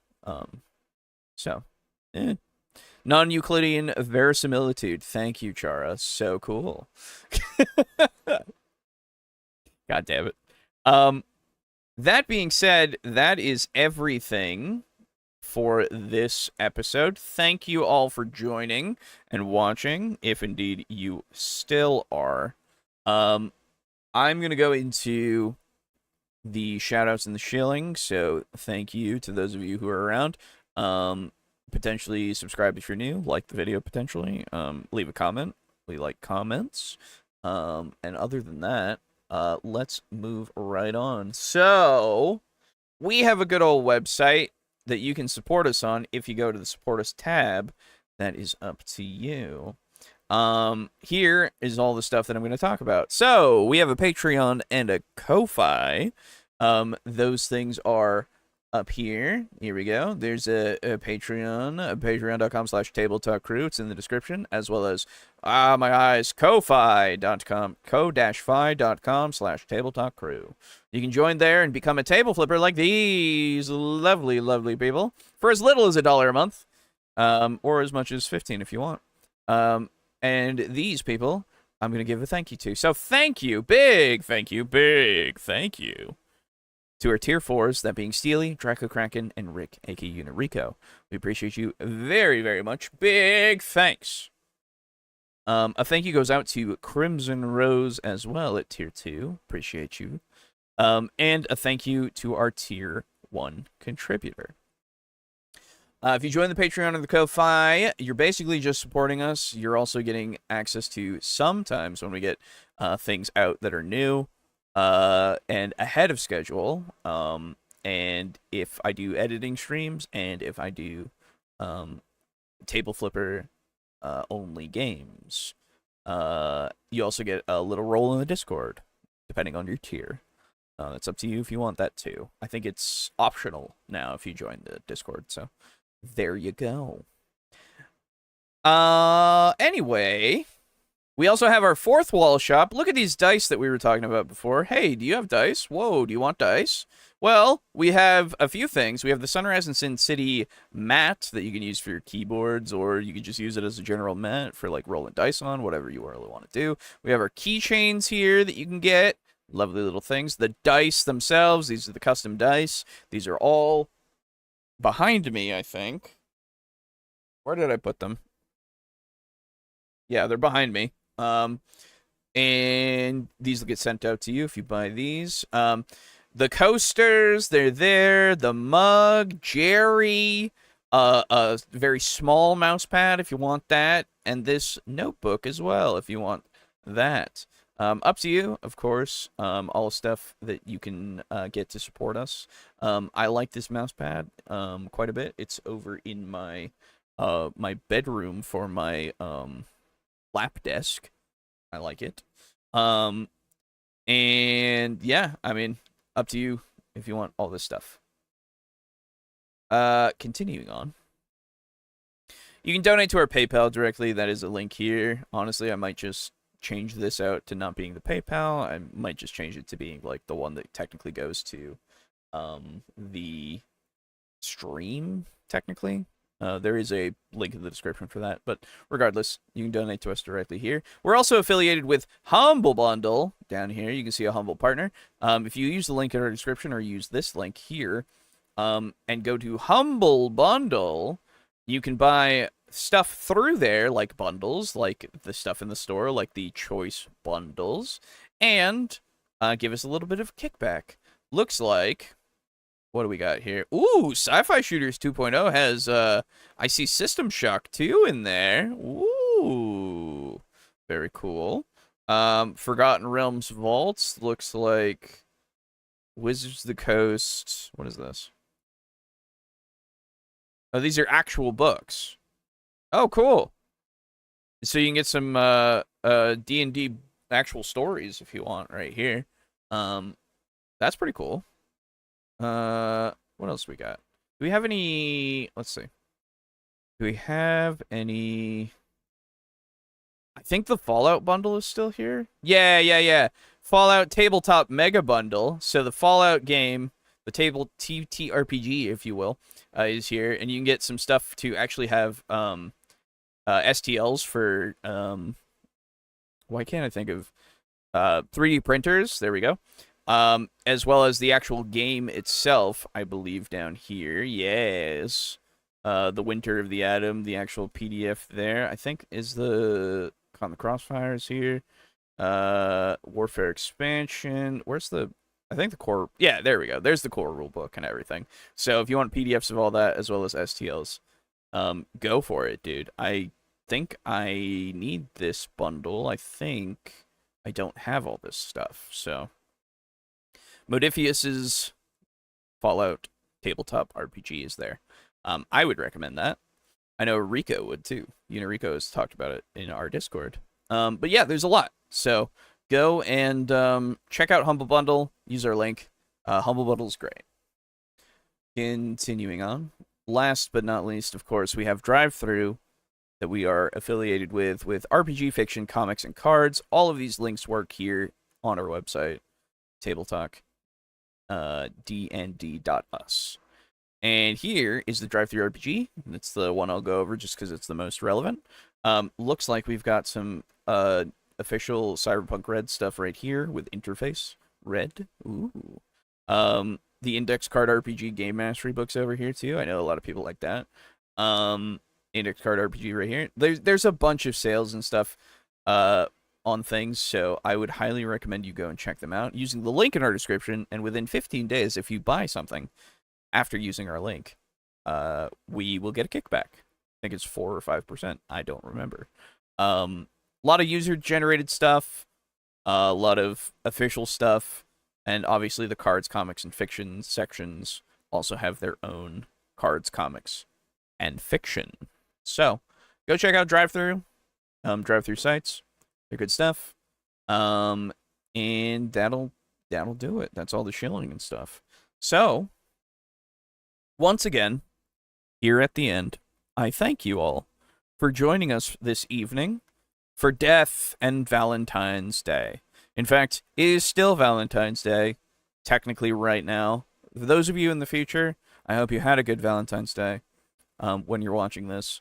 Even if you're all alone and you're just listening to us for a couple hours or something. We appreciate you a bunch. Hope you continue to enjoy, and we'll see you next week for more of the show. Goodbye, everybody. Goodbye. Happy Single Awareness Day. Exactly. Singles Awareness Day. Wow. I'm right there with you, dude. All right. Bye-bye.